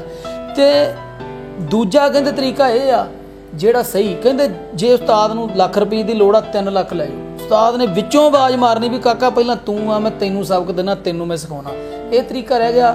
ਬਾਕੀ ਚਲੋ ਹਜੇ ਵੀ ਕੁਝ ਉਸਤਾਦ ਲੱਗੇ ਸਿਖਾਉਣ। ਮੈਂ ਦੱਸ ਦਿੰਦਾ ਵੀ ਇੱਕ ਫੋਕ ਵੱਲ ਨੂੰ ਕਿਉਂ ਨਹੀਂ ਆਉਂਦੇ। ਇੱਥੇ ਇੱਕ ਸਵਾਲ ਇਹ ਵੀ ਬਣਦਾ ਕਿ ਫੋਕ ਵੱਲੋਂ ਜਵਾਕ ਕਿਉਂ ਭੱਜਦੇ ਆ? ਜਾਨ ਚਾਹੀਦੀ ਆ। ਪਹਿਲਾਂ ਤਾਂ ਸਿਆਣੇ ਕਹਿੰਦੇ ਹੁੰਦੇ ਸੀ ਕੋਈ ਨਿੱਤਰੂ ਵੜੇਵੇਂ ਖਾਣੀ ਤੇ ਕੁੰਡੀਆਂ ਦੇ ਸਿੰਘ ਫਸ ਗਏ। ਤੇ ਨਾਲੇ ਕਹਿੰਦੇ ਹੁੰਦੇ ਨਾ ਬਾਹਰ ਦੇ, ਜੇ ਮਾਂ ਦਾ ਦੁੱਧ ਪੀਤਾ ਤਾਂ ਇੱਧਰ ਆ ਓਏ। ਹੁਣ ਪੈਕਟਾਂ ਵਾਲਾ ਪੀ ਕੇ ਉਹ ਇੱਕ ਲੈਕਟੋਜਨ ਪਤਾ ਨਹੀਂ ਕਿਹੜਾ 1 ਆਉਂਦਾ ਕਿ 2 ਆਉਂਦਾ, ਉਹਦੇ ਨਾਲ ਹੁਣ ਜਾਨ ਕਿੱਥੋਂ ਸਰੀਰ ਦੇ ਵਿੱਚ ਰਹੂਗੀ। ਤੇ ਮੈਂ ਤੁਹਾਨੂੰ ਕਲੀ ਜਿਹੜੀ ਮੈਨੂੰ ਦੇਵ ਸਾਹਿਬ ਨੇ ਲਿਖ ਕੇ ਦਿੱਤੀ, ਗੁਰਦਾਸ ਮਾਨ ਸਾਹਿਬ ਤੱਕ ਕਲੀ ਨਹੀਂ, ਗੀਤ ਨਹੀਂ ਨਸੀਬ ਹੋਇਆ ਦੇਵ ਸਾਹਿਬ ਦਾ। ਉਹ ਮੈਂ ਗੱਲ ਤੁਹਾਨੂੰ ਬਾਅਦ ਦੱਸੂ। ਮੈਂ ਤੁਹਾਨੂੰ ਸੁਣਾਉਣਾ ਕਿ 7 ਲਾਈਨਾਂ ਦੇ ਇੱਕ ਸਾਹ ਦੇ ਵਿੱਚ ਕਲੀ ਕਹਿਣੀ। ਉਹ ਪੁੱਤ ਤਾਂ ਜੱਟਾਂ ਦਾ ਤੂੰ ਮਿੱਠੀਆਂ ਮਾਰ ਕੇ ਲੁੱਟ ਲਿਆ ਨੀ, ਮੰਗੂ ਤੈਂ ਚਰਵਾ ਲੈ ਜੱਟ ਨੂੰ ਲਾਰੇ ਲਾ ਕੇ। ਖਜਰੀਏ ਰੰਨੇ ਨੀ ਜੱਟ ਕਮੜਾ ਚਾਟ ਤੇ ਲਾ ਲਿਆ ਨੀ, ਮੈਂ ਸਦਕੇ ਦੇਸੀ ਘਿਓ ਦੀ ਚੂਰੀ ਬੇਲਿਆਂ ਵਿੱਚ ਖਵਾ ਕੇ। ਇੰਦਰ ਦੀਏ ਪਰੀਏ ਮਾਣ ਨਾ ਕਰੀਏ, ਹੁਸਨ ਜਵਾਨੀ ਲੰਮੀ ਧੌਣ ਗਾਨੀ, ਰੂਪ ਦੇ ਗਹਿਣੇ ਸਦਾ ਨੀ ਰਹਿਣੇ ਨੀ, ਇੱਕ ਦਿਨ ਰੁਲ ਜਾਣੇ।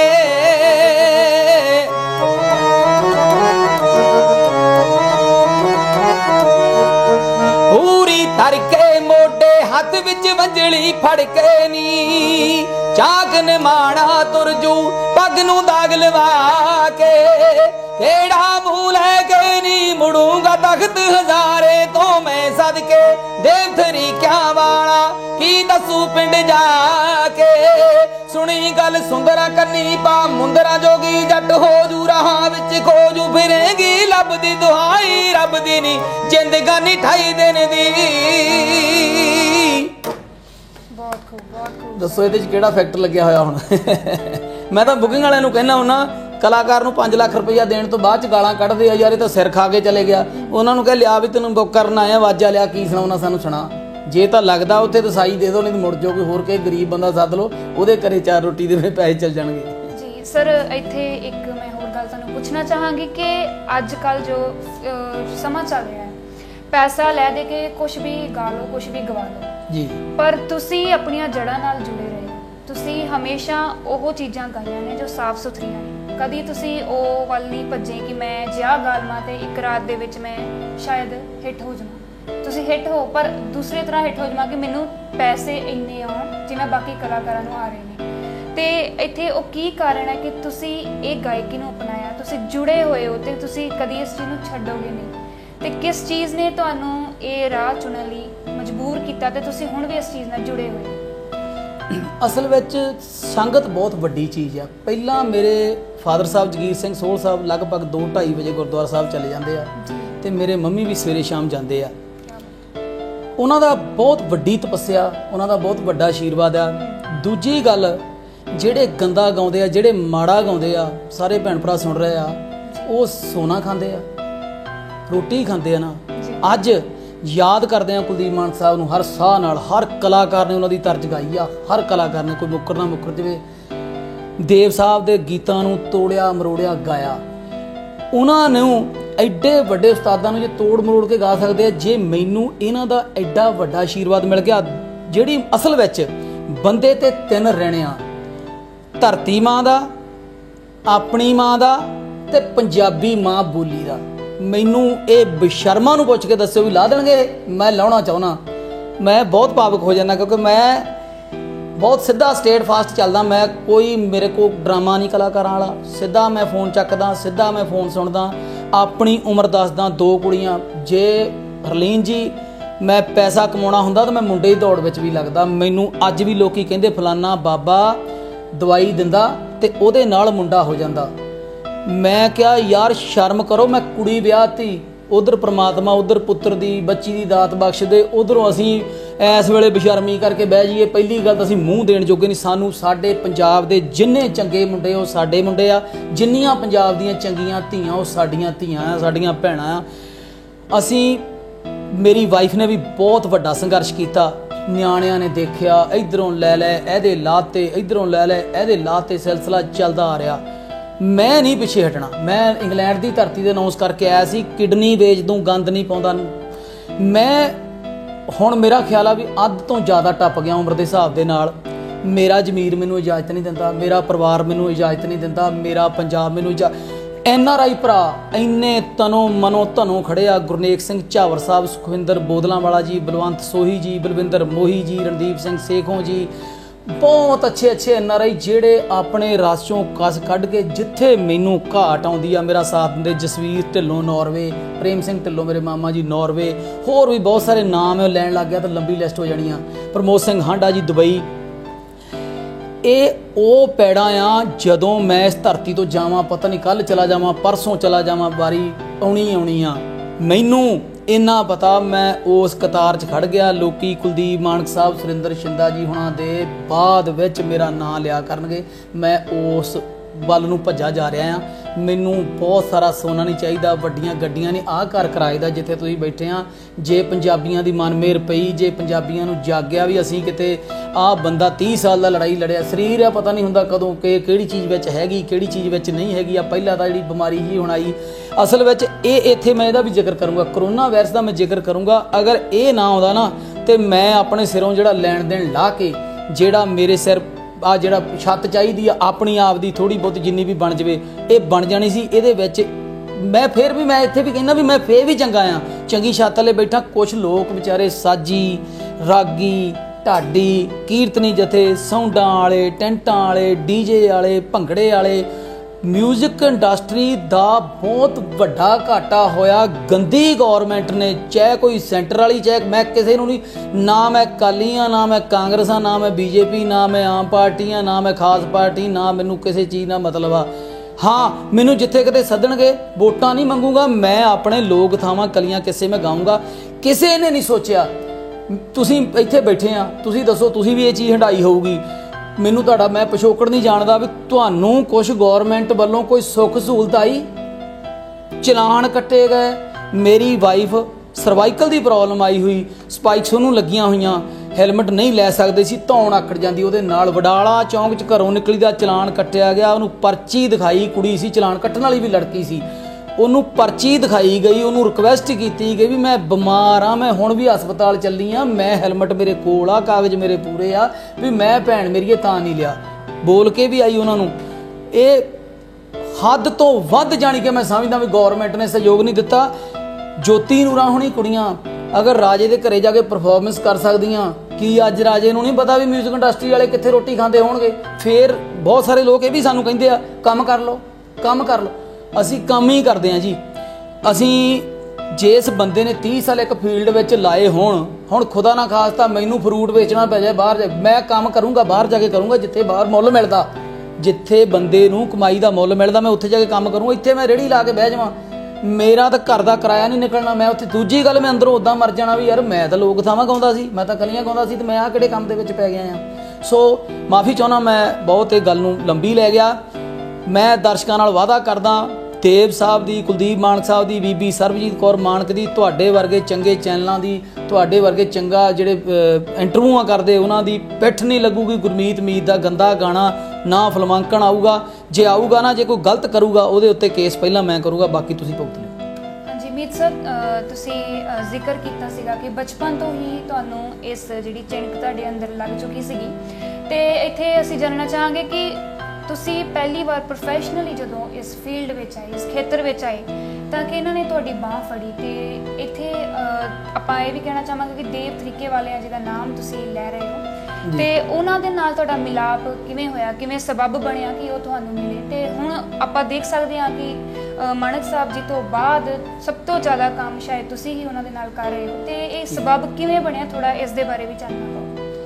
ਪਹਿਲੀ ਮੇਰੀ ਕੈਸਟ ਜਿਹੜੀ 1997 ਚ ਆਈ, ਜਸਵੰਤ ਸੋਹਲ ਜੀ ਦੀ ਲਿਖੀ ਹੋਈ ਸੀ ਜੀ। ਇਸ ਲਾਈਨ ਦੇ ਵਿੱਚ ਨਾ ਇਨਸਾਨ ਨੂੰ ਜਿੱਦਾਂ ਪੱਥਰ ਨੂੰ ਗੋਲ ਕਰਨ ਲਈ ਠੋਕਰਾਂ ਵੱਜ-ਵੱਜ ਕੇ ਪੱਥਰ ਗੋਲ ਹੁੰਦਾ ਨਾ, ਤੇ ਇੱਥੇ ਬੰਦੇ ਨੂੰ ਐਦਾਂ ਝੂਠ ਬੋਲਦੇ ਇਸ ਲਾਈਨ ਦੇ ਵਿੱਚ, ਇੰਨੇ ਕੁ ਤੁਹਾਨੂੰ ਸੁਪਨੇ ਦਿਖਾਉਂਦੇ ਨਾ ਲੋਕ।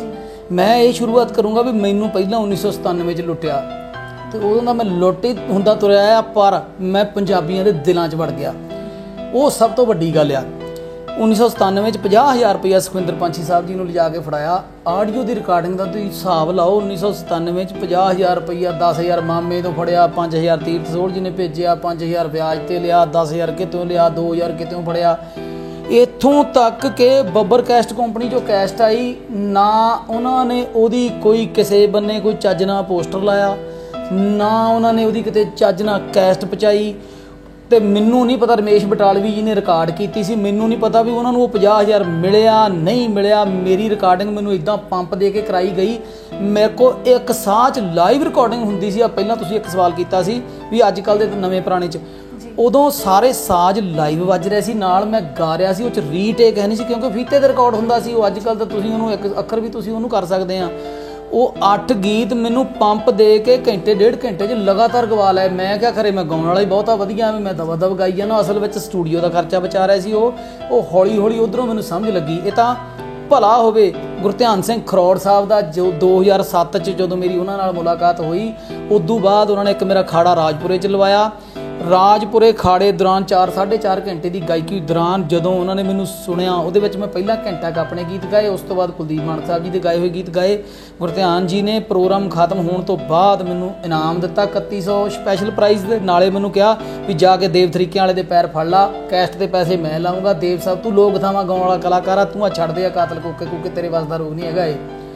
ਉਸ ਤੋਂ ਬਾਅਦ ਦੇਵ ਸਾਹਿਬ ਨਾਲ ਮੈਂ ਫੋਨ ਤੇ ਗੱਲ ਕਰਦਾ ਤੇ ਦੇਵ ਸਾਹਿਬ ਮੈਨੂੰ ਝਿੜਕ ਕੇ ਫੋਨ ਕੱਟ ਦਿੰਦੇ ਆ। ਤੇ ਉਹ ਵੀ ਫਿਰ ਗੁਰਧਿਆਨ ਭਾਜੀ ਦੂਏ ਦਿਨ ਉਹਨਾਂ ਨੂੰ ਫੋਨ ਕਰਦੇ ਆ, ਫੋਨ ਕਰਕੇ ਕਹਿੰਦੇ ਵੀ ਗੁਰਮੀਤ ਮੀਤ ਮੇਰੇ ਤੋਂ ਇੱਕ ਗਾਇਕ ਆ, ਜੇ ਤੁਹਾਡੇ ਤੋਂ ਟਾਈਮ ਹੈਗਾ ਸੁਣ ਲਓ, ਕੁਲਦੀਪ ਮਾਨਕ ਤਾਂ ਕੋਈ ਬਣ ਨਹੀਂ ਸਕਦਾ, ਵੀ ਨੇੜੇ ਤੇੜੇ ਆਵਾਜ਼ ਆ। ਤੇ ਕਹਿੰਦੇ ਵੀ ਸੁਣਾਓ। ਮੈਂ ਫਿਰ ਉਹਨਾਂ ਨੂੰ ਸੁਣਾਇਆ ਸੁੱਚਾ ਸੂਰਮਾ। ਉਹਦੇ 2 ਬੋਲ ਮੈਂ ਤੁਹਾਡੇ ਨਾਲ ਵੀ ਸਾਂਝੇ ਕਰ ਦੇਣਾ ਜੀ।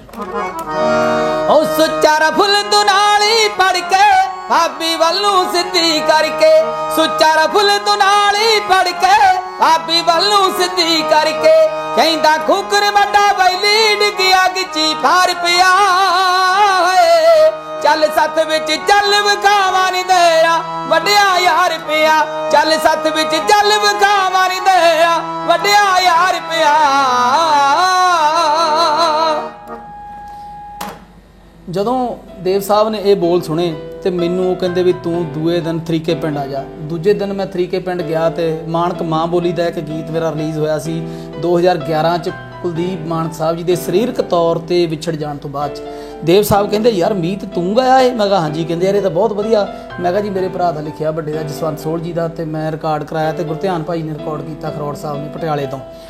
ਉਸ ਤੋਂ ਬਾਅਦ ਉਹ ਕਹਿੰਦੇ ਵੀ ਮੈਨੂੰ ਸੋਚਣ ਵਾਸਤੇ ਟਾਈਮ ਦੇ। ਉਸੇ ਦਿਨ ਮੇਰੇ ਰਾਤ ਨੂੰ 3 ਗੀਤ ਕੁਲਦੀਪ ਮਾਨਕ ਸਾਹਿਬ ਜੀ ਦੇ ਗਾਏ ਹੋਏ। ਪਟਕਾ, ਮਾਂ ਹੁੰਦੀ ਹੈ ਮਾਂ ਦੁਨੀਆ ਵਾਲੇ, ਉਹ ਤਾਂ ਸਹਿਬਾਂ ਬਣੀ ਭਰਾਵਾਂ ਦੀ।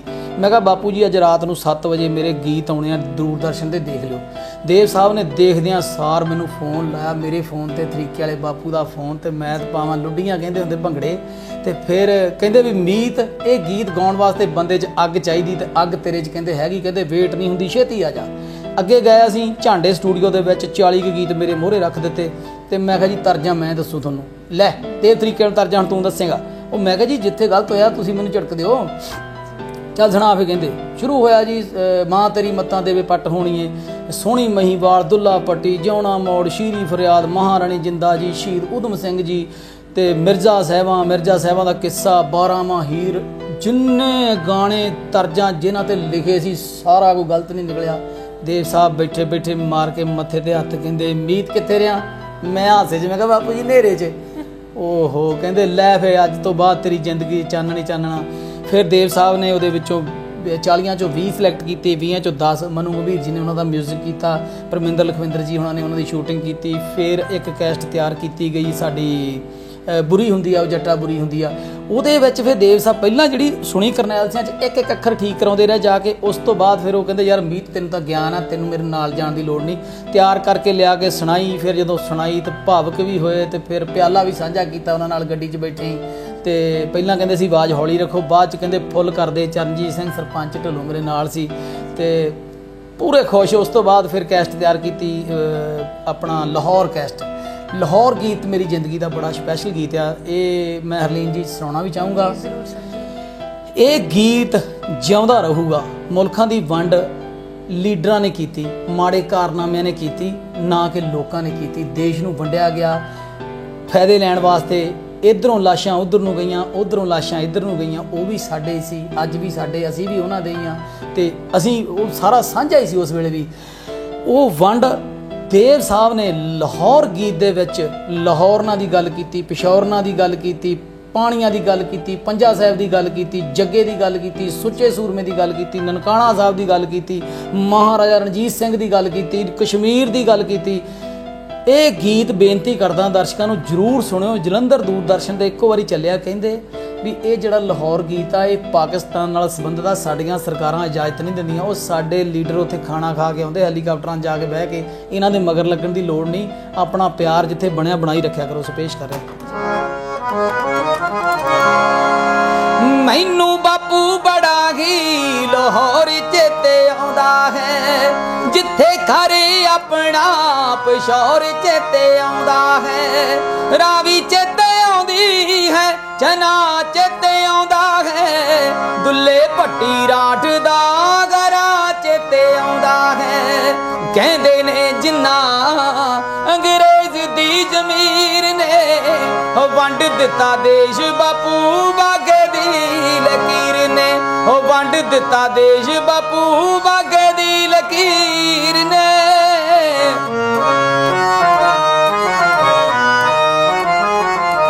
ਉਹ ਦੇਖਣੇ ਲਾਹੌਰ ਦੇ ਮੈਂ ਬਾਪੂ ਬੂਹੇ ਬਾਰੀਆਂ, ਰਾਜੇ ਰਣਜੀਤ ਦੀਆਂ ਉੱਚੀਆਂ ਅਟਾਰੀਆਂ।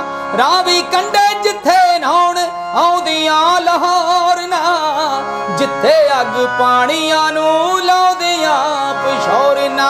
ਅੱਖੀਂ ਪਾ ਕੇ ਸੁਰਮਾ ਤੇ ਕੱਢੇ ਟੇਢੇ ਚੀਰ ਨੇ ਵੰਡ ਦਿੱਤਾ ਦੇਸ਼, ਬਾਪੂ ਬਾਗੇ ਦੀ ਲਕੀਰ ਨੇ। ਜਿੱਥੇ ਸਰ ਤੁਹਾਡੀ ਇੰਨੀ ਸਾਫ਼ ਸੁਥਰੀ ਗਾਇਕੀ ਹੈ, ਪਰਮਾਤਮਾ ਵੱਲੋਂ ਤੁਹਾਨੂੰ ਬਖਸ਼ਿਸ਼ ਹੈ। ਤੁਹਾਡੀ ਆਵਾਜ਼ ਵੀ ਬਹੁਤ ਸੋਹਣੀ ਹੈ, ਬਹੁਤ ਜ਼ਿਆਦਾ ਸੋਹਣੀ ਹੈ। ਥੈਂਕ ਯੂ ਜੀ।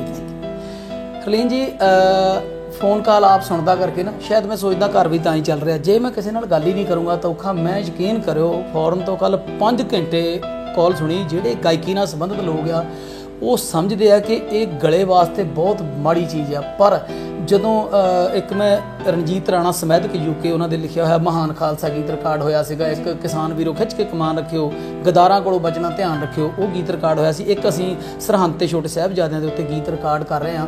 ਉਹ ਹੁਣ ਜਦੋਂ ਕਿਸੇ ਗੀਤਕਾਰ ਨਾਲ ਤੁਸੀਂ ਡਿਸਕਸ ਕਰਨੀ ਆ, ਉਹਦੀ ਫੀਲਿੰਗ ਨੂੰ ਸਮਝਣਾ ਵੀ ਇਹ ਗੀਤ ਮੈਂ ਕੀ ਸੋਚ ਕੇ ਲਿਖਿਆ, ਇਹਦਾ ਫਿਲਮਾਂਕਣ ਕਿੱਦਾਂ ਦਾ ਹੋਣਾ ਚਾਹੀਦਾ, ਇਹਦਾ ਮਿਊਜ਼ਿਕ ਕਿੱਦਾਂ ਦਾ ਹੋਣਾ ਚਾਹੀਦਾ।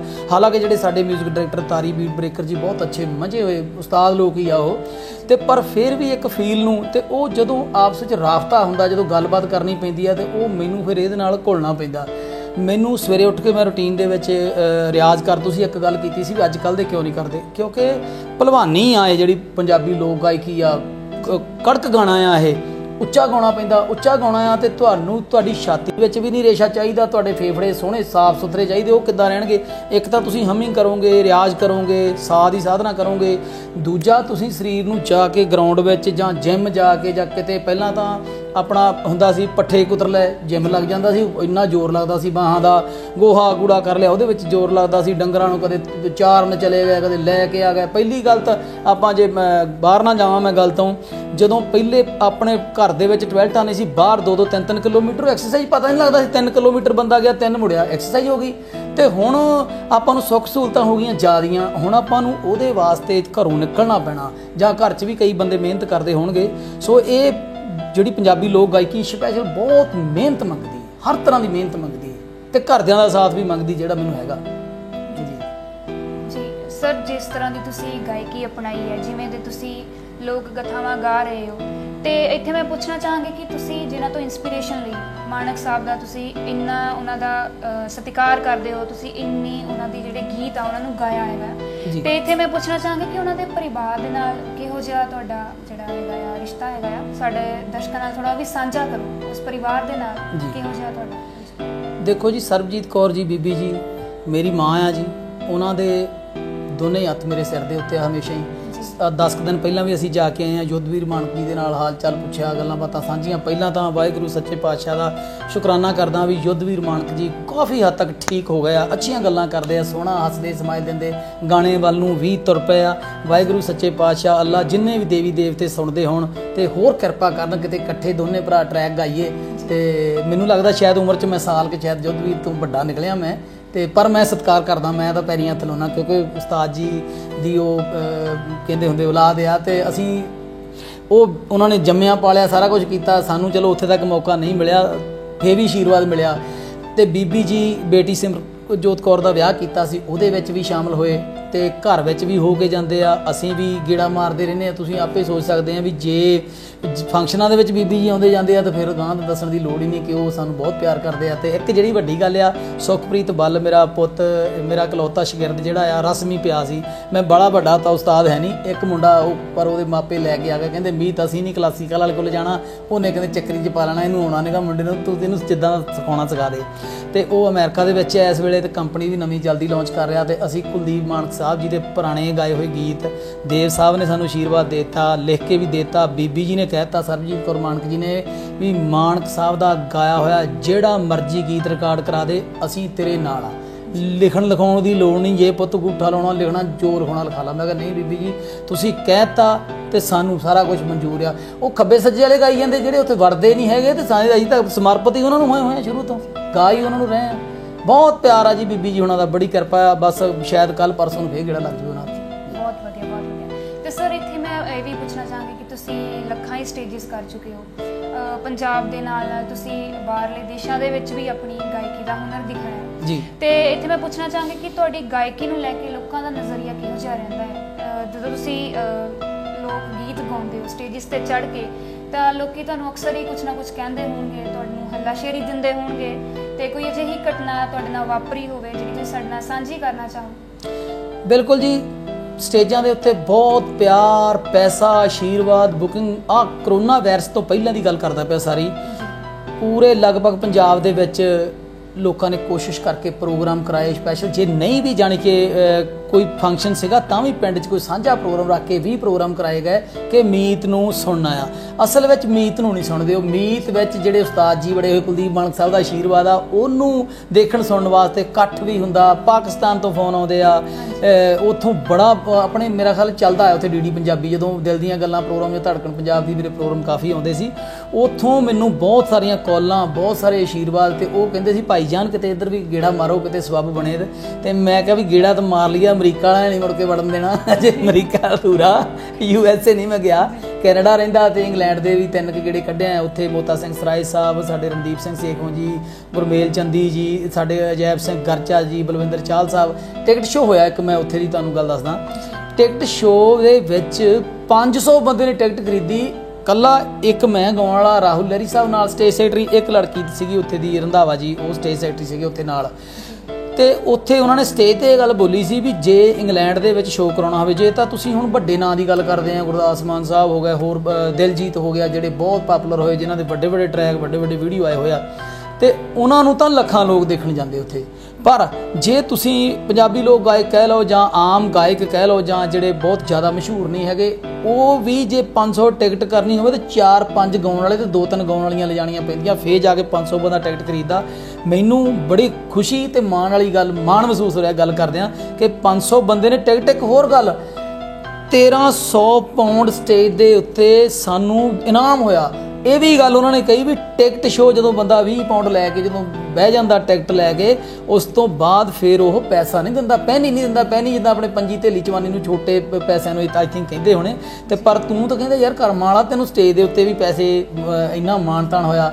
ਇੱਕ ਸਾਡੇ ਸੂਦ ਸਾਹਿਬ ਹੈਗੇ ਇੰਗਲੈਂਡ ਤੋਂ, ਤੇ ਉਹਨਾਂ ਨੇ ਤਾਂ ਜਦੋਂ ਮਾਨਕ ਸਾਹਿਬ ਨੂੰ ਗਾਇਆ, ਉਹਨਾਂ ਨੇ ਆਪਣੀ ਕੈਪ ਲਾ ਕੇ ਨਾ ਧਰਤੀ ਨੂੰ ਮੇਰੇ ਵੱਲ ਦੇਖ ਕੇ ਮੱਥਾ ਟੇਕਿਆ। ਮੈਨੂੰ ਸੀਨ ਮੇਰੀਆਂ ਅੱਖਾਂ ਦੇ ਸਾਹਮਣੇ ਆ, ਤੇ ਮੈਨੂੰ ਕਹਿੰਦੇ ਵੀ ਦਿਖਾਤਾ ਸਾਨੂੰ ਬਾਪੂ ਤੇਰੇ ਵਿੱਚ। ਤੇ ਜਦੋਂ ਅਸੀਂ ਮਨੂ ਕਬੀਰ ਜੀ ਦੇ ਸਟੂਡੀਓ ਰਿਕਾਰਡਿੰਗ ਕਰਦੇ ਸੀ, ਜੌਣਾ ਮੋੜ ਮੈਂ ਗਾ ਰਿਹਾ ਸੀ, ਦੁੱਲਾ ਪੱਟੀ ਗਾ ਰਿਹਾ ਸੀ, ਤੇ ਦੇਵ ਸਾਹਿਬ ਦੇ ਅੱਖਾਂ ਦੇ ਵਿੱਚ ਅਥਰੂ ਸੀ, ਤੇ ਮੈਨੂੰ 4-5 ਵਾਰੀ ਥਾਪੜਾ ਦਿੱਤਾ। ਤੇ ਨਾਲ ਹੀ ਮੈਨੂੰ ਕਿਹਾ, ਕਹਿੰਦੇ ਵੀ ਮੀਤ, ਮੈਂ ਨਹੀਂ ਸੀ ਸੋਚਦਾ ਵੀ ਕੁਲਦੀਪ ਮਾਨਕ ਸਾਹਿਬ ਤੋਂ ਬਾਅਦ ਮੈਨੂੰ ਕੋਈ ਕੁਲਦੀਪ ਮਾਨਕ ਦਿਖਾ ਦੂ। ਕਹਿੰਦੇ ਤੂੰ ਮੇਰਾ ਯਾਰ ਸਾਹਮਣੇ ਸਟੂਡੀਓ ਵਿੱਚ ਖੜਾ ਦਿਖਾਤਾ। ਕਹਿੰਦੇ ਯਾਰ ਜਿਉਂਦਾ ਰਹਿ, ਜਿਉਂਦਾ ਰਹਿ, ਜਿਉਂਦਾ ਰਹਿ। ਇੱਕ ਹੋਰ ਦੇਵ ਸਾਹਿਬ ਗੱਲ ਕਰਦੇ ਹੁੰਦੇ ਆ, ਟਾਈਮ ਦੀ ਪੰਕਚੁਅਲੀ ਬਹੁਤ ਜ਼ਰੂਰੀ ਆ। ਮੈਂ ਅੱਜ ਤੱਕ ਲਾਈਫ ਦੇ ਵਿੱਚ ਕਿਤੇ ਲੇਟ ਨਹੀਂ ਗਿਆ। ਮੈਂ ਇਹ ਗੱਲ ਕਹਿੰਦਾ ਹੁੰਦਾ ਜਦੋਂ ਖਾੜਾ ਬੁੱਕ ਕਰਦਾ ਵੀ ਧਰਨੇ ਨਾ ਹੁਣ ਪੰਜਾਬ 'ਚ, ਤੇ ਜਾਂ ਮੈਂ ਫੋਟੋ ਤੇ ਟੰਗਿਆ ਗਿਆ ਫੇਰ ਲੇਟ ਹੋ ਜੂ, ਫਿਰ ਲਿਖ ਦਿੰਦੇ ਆ ਵੀ ਲੇਟ ਸ਼੍ਰੀ। ਤੇ ਉੱਦਾਂ ਬਾਪੂ ਜੀ ਜਦੋਂ ਮੈਂ ਘਰੇ ਐਂਟਰੀ ਕਰਦਾ, ਦੇਵ ਸਾਹਿਬ ਇੱਦਾਂ ਹੀ ਘੜੀ ਦੇਖਦੇ ਆ, ਨਾਲ ਹੀ ਮੀਤ 100 ਵਾਰੀ ਕਹਿ ਚੁੱਕੇ ਨੇ ਤੂੰ ਯਾਰ ਟਾਈਮ ਦਾ ਬੜਾ ਪਵਾਉਂਦਾ।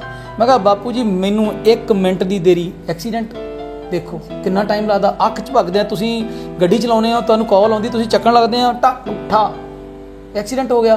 ਤੇ ਇਹ ਆਪਾਂ ਜਿਹੜੀ ਇਹ ਲੇਟ ਆ, ਇਹ ਛੱਡੀ ਹੋਈ ਆ ਜ਼ਿੰਦਗੀ ਦੇ ਵਿੱਚ। ਦੇਵ ਸਾਹਿਬ ਬਹੁਤ ਤਾਰੀਫ ਕਰਦੇ ਇਸ ਗੱਲ। ਦੇਵ ਸਾਹਿਬ ਤਾਂ ਕਰਦੇ ਹੀ ਕਰਦੇ ਆ, ਹੋਰ ਸੱਜਣ ਮਿੱਤਰ ਵੀ ਸਾਰਿਆਂ ਨੂੰ ਪਤਾ ਵੀ ਜੇ ਕਿਤੇ ਖਾਣ ਪੀਣ ਵੀ ਬੈਠਣਾ, ਮੀਤ ਨੇ ਲੇਟ ਨਹੀਂ ਆਉਣਾ, ਕੋਈ ਹੋਰ ਬੰਦਾ ਲੇਟ ਹੋ ਸਕਦਾ। ਵੀ ਜਾਣੀ ਫੌਜੀ ਭਰਾਵਾਂ ਦੀ ਕਿਰਪਾ ਹੈ, ਫੌਜੀਆਂ ਤੋਂ ਸਿੱਖੀਆਂ ਇਹ ਗੱਲਾਂ ਵੀ ਟਾਈਮ ਦਾ ਪੰਕਚੁਅਲ ਹੋਣਾ ਬਹੁਤ ਜ਼ਰੂਰੀ ਹੈ।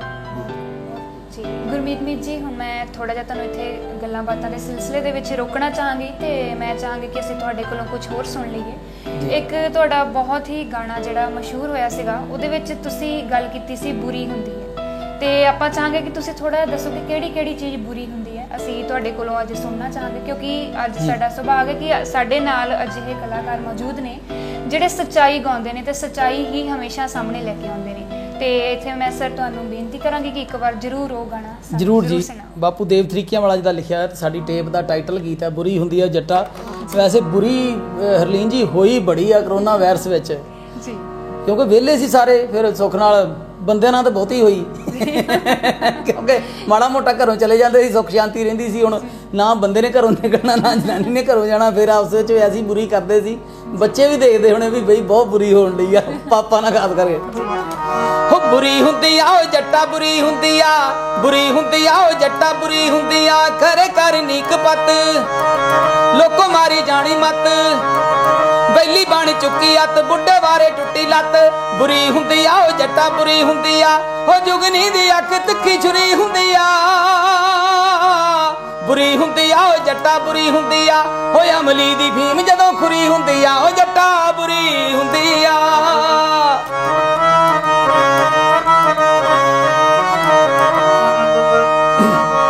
ਪਿਆ ਪਾਈਆਂ ਚ ਫਸਾਦ, ਬੈਠਾ ਰੰਨਾਂ ਵਿੱਚ ਸਾਧ, ਮਾੜੀ ਨਿਕਲੀ ਔਲਾਦ, ਖੇਤ ਪਾਈ ਮਾੜੀ ਖਾਦ।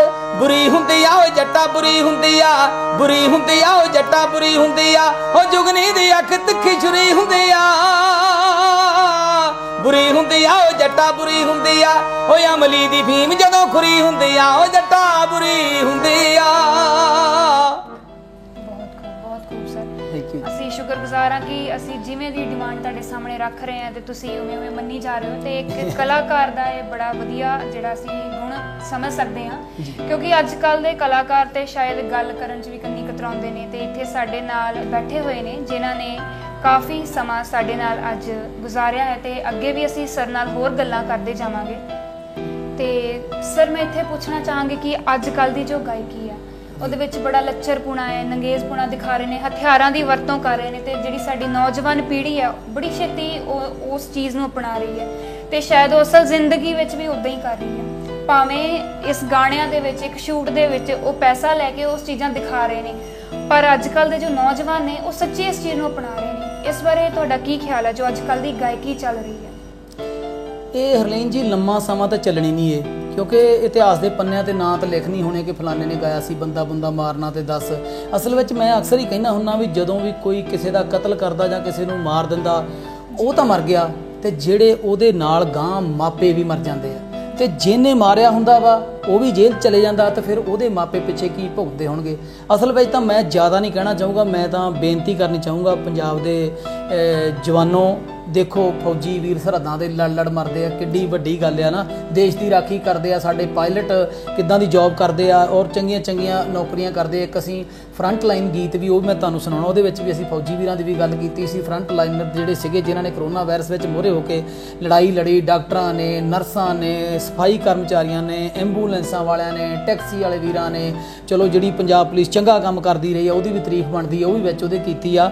ਤੇ ਆਪਾਂ ਇਹਨਾਂ ਨੂੰ ਬੇਨਤੀ ਕਰ ਸਕਦੇ ਹਾਂ ਵੀ ਭਾਈ ਚੰਗਾ ਗਾਓ, ਚੰਗਾ ਘਰਾਂ ਦੇ ਵਿੱਚ ਮਾਪਿਆਂ ਨੂੰ ਵੀ ਚਾਹੀਦਾ। ਅਸਲ ਵਿੱਚ ਤਾਂ ਨਾ ਜਿਹੜੀ ਸੋਸ਼ਲ ਮੀਡੀਆ ਆ ਗਿਆ, ਹਰ ਦੇ ਹੱਥ ਵਿੱਚ ਆਪਣੇ ਹੱਥ ਕਮਾਂਡ ਆ, ਜੋ ਜੀ ਕਰਦਾ ਲਿਖ ਦਿੰਦਾ, ਜੋ ਜੀ ਕਿਸੇ ਦਾ ਮਨ ਕਰਦਾ। ਆ ਤੁਸੀਂ ਗਾਇਕੀ ਦੀ ਗੱਲ ਕੀਤੀ, ਮੈਂ ਨਾਲ ਡਿਸਲਾਈਕ ਦੀ ਗੱਲ ਕਰਦਾ। ਤੁਸੀਂ ਕੁਛ ਕਰਦੇ ਹੋ, ਤੁਸੀਂ ਤਬਲਾ ਪਲੇ ਕਰ ਰਹੇ ਹੋ ਤੇ ਤੁਹਾਡਾ ਹੱਥ ਇੱਧਰ ਉੱਧਰ ਵੱਜ ਜਾਂਦਾ ਕਿਸੇ ਵੇਲੇ, ਕਿਉਂਕਿ ਸਾਜ਼ ਜਿਹੜਾ ਇਹ ਬੜਾ ਟਿਪੀਕਲ ਜਿਹਾ, ਕਿਉਂਕਿ ਇਹਦੇ 'ਚ ਸੁਰ ਲੱਤ ਚੜ ਵੀ ਸਕਦਾ, ਉਂਗਲ ਵੱਧ ਘੱਟ, ਮਸਾਲਾ ਵੀ ਲੱਥ ਗਿਆ ਤਾਂ ਵੀ ਮਾੜੀ ਮੋਟੀ ਆਂਸ ਘੱਟ ਆਉਣ ਲੱਗ ਜਾਂਦੀ ਆ। ਤੇ ਮੈਂ ਕੌਣ ਹੁੰਦਾ ਉਹਨੂੰ ਡਿਸਲਾਈਕ ਕਰਨ ਵਾਲਾ? ਮੈਨੂੰ ਨਹੀਂ ਚੰਗਾ ਲੱਗਦਾ। ਤੁਸੀਂ ਧਾਰਮਿਕ ਗੀਤਾਂ ਨੂੰ ਡਿਸਲਾਈਕ ਕੀਤਾ, ਗੁਰਬਾਣੀ ਨੂੰ ਡਿਸਲਾਈਕ ਕੀਤਾ, ਮਾਤਾ ਦੀਆਂ ਭੇਟਾਂ ਨੂੰ ਡਿਸਲਾਈਕ ਕੀਤਾ, ਕਿਉਂ ਕਰਦੇ ਹੋ? ਕਿਸੇ ਨੇ ਮਿਊਜ਼ਿਕ ਬਣਾਇਆ, ਪੈਸੇ ਲੱਗੇ, ਕਿਸੇ ਨੇ ਵਿਚਾਰੇ ਨੇ ਪਤਾ ਨਹੀਂ ਕਿੱਥੋਂ ਫੜੇ ਹੋਣੇ, ਕੀ ਕੀਤਾ ਹੋਣਾ ਕੀ ਨਹੀਂ ਕੀਤਾ ਹੋਣਾ।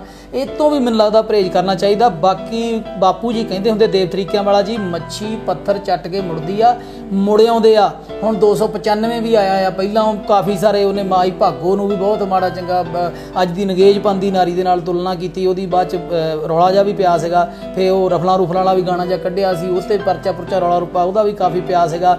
ਤੇ ਹੁਣ ਉਹ ਮੁੜਿਆ ਆ, ਇੱਕ ਗੀਤ ਤੇ ਮੁੜਿਆ। ਦੇਖੋ ਜੇ ਮੁੜਿਆ ਰਹੇ ਤਾਂ ਮੈਂ ਕਹਿੰਦਾ ਚੰਗੀ ਗੱਲ ਆ।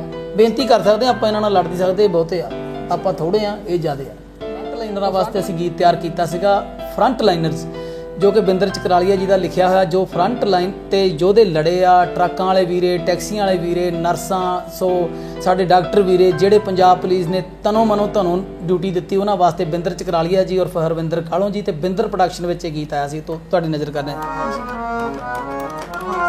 ਉਹ ਘਰ ਰਹਿ ਕੇ ਜੇ ਜ਼ਿੰਦਗੀ ਮਿਲਦੀ, ਕਿਉਂ ਰੋੜਾਂ ਤੇ ਜਾਣਾ? ਤੰਦਰੁਸਤੀ ਦਾ ਆਲਮ ਹੋਵੇ, ਘਰ ਵਿੱਚ ਖੁਸ਼ੀਆਂ ਮਾਣਾ। ਚਾਰ ਚਫੇਰੇ ਸ਼ਾਏ ਸੁਨਾਟੇ, ਹਰ ਥਾਂ ਜਿੰਦੇ ਕੁੰਡੇ। ਤਨ ਮਾਵਾਂ ਜੀ ਨਾ ਥੀਆਂ ਜੰਮੀਆਂ, ਤੇ ਪੁਲਿਸ ਮੁਲਾਜ਼ਮ ਮੁੰਡੇ। ਡਾਕਟਰ ਨਰਸਾਂ ਟਰੱਕ ਵਾਲੇ ਵੀਰੇ, ਦੇਸ਼ ਲਈ ਪਹਿਰੇ ਦਿੰਦੇ।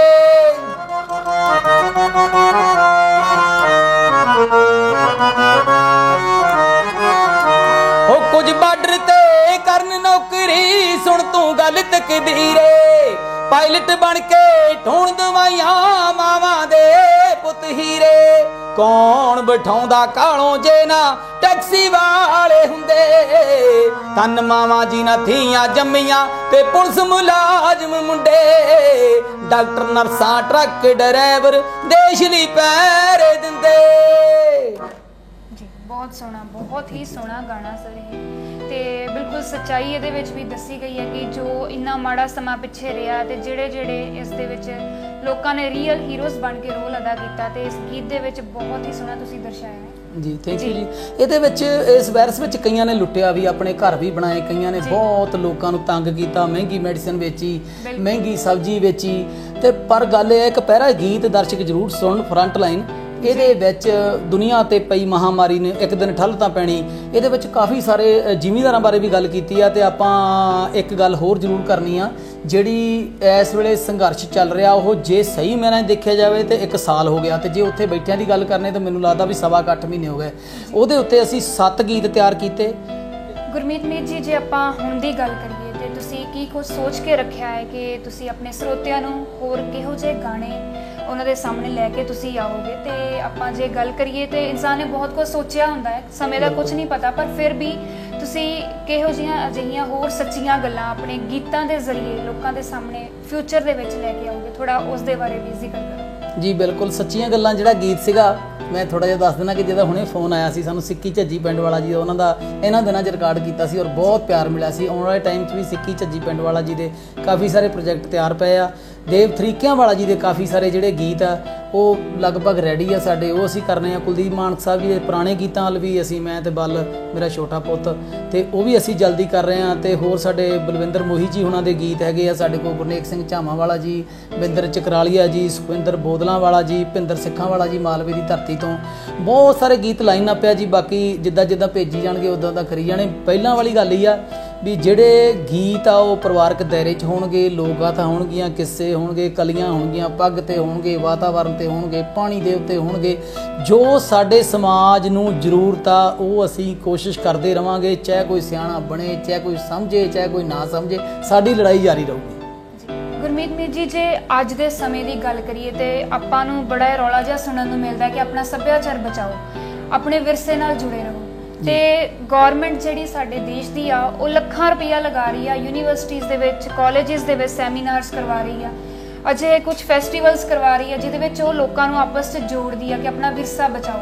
ਪਰ ਇੱਥੇ ਜੇ ਅਸੀਂ ਦੇਖੀਏ ਤਾਂ ਤੁਸੀਂ ਤੁਰਦੇ ਫਿਰਦੇ ਉਹ ਵਿਰਸੇ ਦਾ ਖਜ਼ਾਨਾ ਹੋ ਜਿਸ ਤੋਂ ਅਸੀਂ ਬਹੁਤ ਕੁਝ ਸਿੱਖ ਸਕਦੇ ਹਾਂ। ਤੇ ਕੀ ਕਦੇ ਸਰਕਾਰ ਨੇ ਤੁਹਾਡੀ ਅਜਿਹੀ ਸਹਾਇਤਾ ਕੀਤੀ ਹੋਵੇ, ਤੁਹਾਡੇ ਲਈ ਕੁਝ ਅਜਿਹਾ ਸਹਿਯੋਗ ਦਾ ਉਹਨਾਂ ਨੇ ਕੁਝ ਅਜਿਹਾ ਕੀਤਾ ਹੋਵੇ? ਸਾਡੇ ਦਰਸ਼ਕਾਂ ਨਾਲ ਜ਼ਰੂਰ ਇਹ ਵੀ ਸਾਂਝਾ ਕਰੋ। ਮੈਨੂੰ ਤਾਂ ਸੱਦਣਾ ਤਾਂ ਦੂਰ ਦੀ ਗੱਲ ਆ, ਮੈਨੂੰ ਤਾਂ ਸਰਕਾਰ ਵੱਲੋਂ ਕਦੇ 10 ਕਿਲੋ ਆਟਾ ਵੀ ਨਹੀਂ ਆਇਆ। ਤੁਸੀਂ ਤਾਂ ਵੱਡੀ ਗੱਲ ਕੀਤੀ ਹੈ ਵੀ ਇਹਨਾਂ ਨੇ, ਸਰਕਾਰ ਨੇ ਕਿਤੇ ਬੁਲਾਇਆ ਹੋਵੇ, ਨਾ ਕਿਸੇ ਯੂਨੀਵਰਸਿਟੀ ਨੇ ਕਦੇ ਯਾਦ ਕੀਤਾ, ਕਿਸੇ ਨੇ ਕਿਸੇ ਦਾ ਫੋਨ ਨਹੀਂ ਆਇਆ। ਇੱਕ ਸਰੂਪ ਸਿੰਘ ਨਾਭਾ ਜੀ ਆ, ਉਹ ਪੰਜਾਬੀ ਸੱਭਿਆਚਾਰ ਨਾਲ ਜੁੜੇ ਹੋਏ ਆ, ਉਹ ਮੇਰੇ ਬਾਰੇ ਛਾਪਦੇ ਰਹਿੰਦੇ ਆ। ਬਲਵਿੰਦਰ ਮੋਹੀ ਜੀ ਆ, ਉਹ ਛਾਪਦੇ ਰਹਿੰਦੇ। ਬਾਕੀ ਕਿਸੇ ਵੱਲੋਂ ਮੈਨੂੰ, ਕਿਸੇ ਕਾਲਜ ਵੱਲੋਂ, ਕਿਸੇ ਵੀ ਯੂਨੀਵਰਸਿਟੀ ਵੱਲੋਂ, ਕਿਸੇ ਸਰਕਾਰ ਵੱਲੋਂ ਕੋਈ ਅਵਾਰਡ ਨਹੀਂ, ਕੋਈ ਸ਼ਾਬਾਸ਼ੇ ਨਹੀਂ, ਕੋਈ ਸਹੂਲਤ ਨਹੀਂ, ਕੋਈ ਕੁਛ ਨਹੀਂ। ਮੈਂ ਤਾਂ ਇਹ ਕਹੂੰਗਾ ਮੈਨੂੰ ਤਾਂ ਇਹਨਾਂ ਨੇ ਕੀ ਦੇਣਾ। ਇਸ ਵੇਲੇ ਤੁਸੀਂ ਦੇਖੋ ਕਿਸਾਨਾਂ ਨੂੰ ਉੱਥੇ ਬੈਠਿਆਂ ਨੂੰ 8.25 ਮਹੀਨੇ ਹੋ ਗਏ ਆ, ਤੇ ਮੇਰਾ ਖਿਆਲ ਇੱਥੋਂ ਪੰਜਾਬ ਤੋਂ ਸਟਾਰਟ ਹੋਇਆ ਸੀ, ਮਾਝੇ ਤੋਂ ਮੈਨੂੰ ਲੱਗਦਾ, ਤੇ 4 ਮਹੀਨੇ ਇੱਥੇ ਵਾਲੇ ਪਾ ਕੇ ਸਾਲ ਟੱਪ ਗਿਆ। ਸਾਡੀਆਂ ਜ਼ਮੀਨਾਂ ਖੋਹਣ ਨੂੰ ਫਿਰਦੇ ਆ, ਵੱਡੇ ਘਰਾਣਿਆਂ ਨੂੰ ਦੇਣ ਨੂੰ ਫਿਰਦੇ ਆ, ਤੇ ਸਾਨੂੰ ਇਹਨਾਂ ਨੇ ਕੀ ਦੇਣਾ ਆ? ਇਹ ਤਾਂ ਜਿਹੜਾ ਆਪਣੇ ਕੋਲ ਹੈਗਾ ਉਹ ਵੀ ਖੋਈ ਜਾਂਦੇ ਆ। ਮੈਨੂੰ ਪਤਾ ਲੱਗਾ ਸਟੇਸ਼ਨ ਵੀ ਵੇਚ ਦਿੱਤੇ ਆ, ਬਿਜਲੀ ਪ੍ਰਾਈਵੇਟ ਕਰ ਦਿੱਤੀ ਹੈ। ਵੈਸੇ ਤਾਂ ਇਹ ਮਸਲੇ ਲੀਡਰਾਂ ਦੇ ਬੋਲਣ ਵਾਲੇ ਆ, ਮੇਰਾ ਮਸਲਾ ਇਹ ਨਹੀਂਗਾ। ਪਰ ਮੈਂ ਕਿਸਾਨੀ ਸੰਘਰਸ਼ ਵਾਸਤੇ 7 ਗੀਤ ਤਿਆਰ ਕੀਤੇ ਆ, ਤੇ ਮੇਰੀ ਪੰਜਾਬੀ ਲੋਕਾਂ ਨੇ, ਦੇਸੀ ਪਿੰਡਾਂ ਵਾਲਿਆਂ ਨੇ, ਜਿਹੜੇ ਪਿਆਰ ਕਰਦੇ ਉਹਨਾਂ ਨੇ, ਜਿਹੜੇ NRI ਵੀਰਾਂ ਨੇ, ਉਹਨਾਂ ਨੇ ਬਹੁਤ ਸਪੋਰਟ ਕੀਤੀ। ਸਰਕਾਰ ਵੱਲੋਂ ਮੈਨੂੰ ਕੁਛ ਨਹੀਂ ਆਇਆ ਤੇ ਮੇਰੇ ਨਾਲ ਕਦੇ ਕੰਟੈਕਟ ਹੀ ਨਹੀਂ ਕੀਤਾ। ਇਹ ਤੁਸੀਂ ਦੇਖੋ, ਮੈਨੂੰ 30 ਸਾਲ ਲੜਾਈ ਲੜਦੇ ਆਗਾ, ਮੈਨੂੰ ਸਰਕਾਰ ਵੱਲੋਂ ਕਿਸੇ ਨੇ ਕੋਈ ਕੰਟੈਕਟ ਨਹੀਂ ਕੀਤਾ। ਕੋਈ ਅੱਜ ਤੱਕ ਕਿਸੇ ਸਰਕਾਰੀ ਪ੍ਰੋਗਰਾਮ ਤੇ ਮੈਨੂੰ 30 ਸਾਲਾਂ 'ਚ ਨਹੀਂ ਸੱਦਿਆ ਕਿਸੇ ਨੇ। ਤੇ ਕਿਸਾਨਾਂ ਨੇ ਮੈਨੂੰ ਮਾਣ ਬਖਸ਼ਿਆ, ਉਹਨਾਂ ਵਾਸਤੇ 7 ਗੀਤ ਤਿਆਰ ਕੀਤੇ। ਗੁਰਨੇਕ ਸਿੰਘ ਝਾਵਰ ਜੀ ਦਾ ਇੱਕ ਗੀਤ ਬਾਗੀ ਤਿਆਰ ਕੀਤਾ ਸੀਗਾ, ਤੇ ਉਹ ਇੱਕ ਅਲੱਗ ਵਿਸ਼ਾ ਸੀਗਾ। ਤੇ ਇੱਕ ਖੇਤਾਂ ਤੇ ਕਬਜ਼ਾ ਗੀਤ ਜਿਹੜਾ ਉਹ ਮੈਂ ਚਾਹੁੰਦਾ ਵੀ ਮੈਂ ਸੁਣਾਵਾਂ ਤੁਹਾਨੂੰ, ਉਹ ਨੈਟ ਦੇ ਉੱਤੇ ਵੀ ਹੈਗਾ ਜੀ।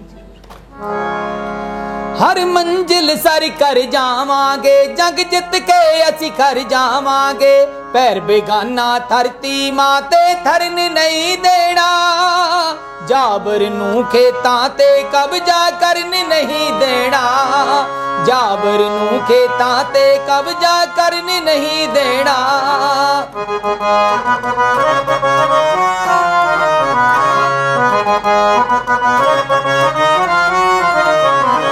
ਹਾਂ ਜਾਣਦੇ ਚਾਲਾਂ ਤੇਰੀਆਂ, ਕਾਲੇ ਦਿਲ ਦੀ ਅਦਲੀਏ ਨੀ, ਬਿਨਾ ਮਨਾਇਆ ਸ਼ਰਤਾਂ ਨਾ ਅਸੀਂ ਤੇਰੀ ਹਿੱਕ ਤੋਂ ਹਿੱਲੀਏ ਨੀ।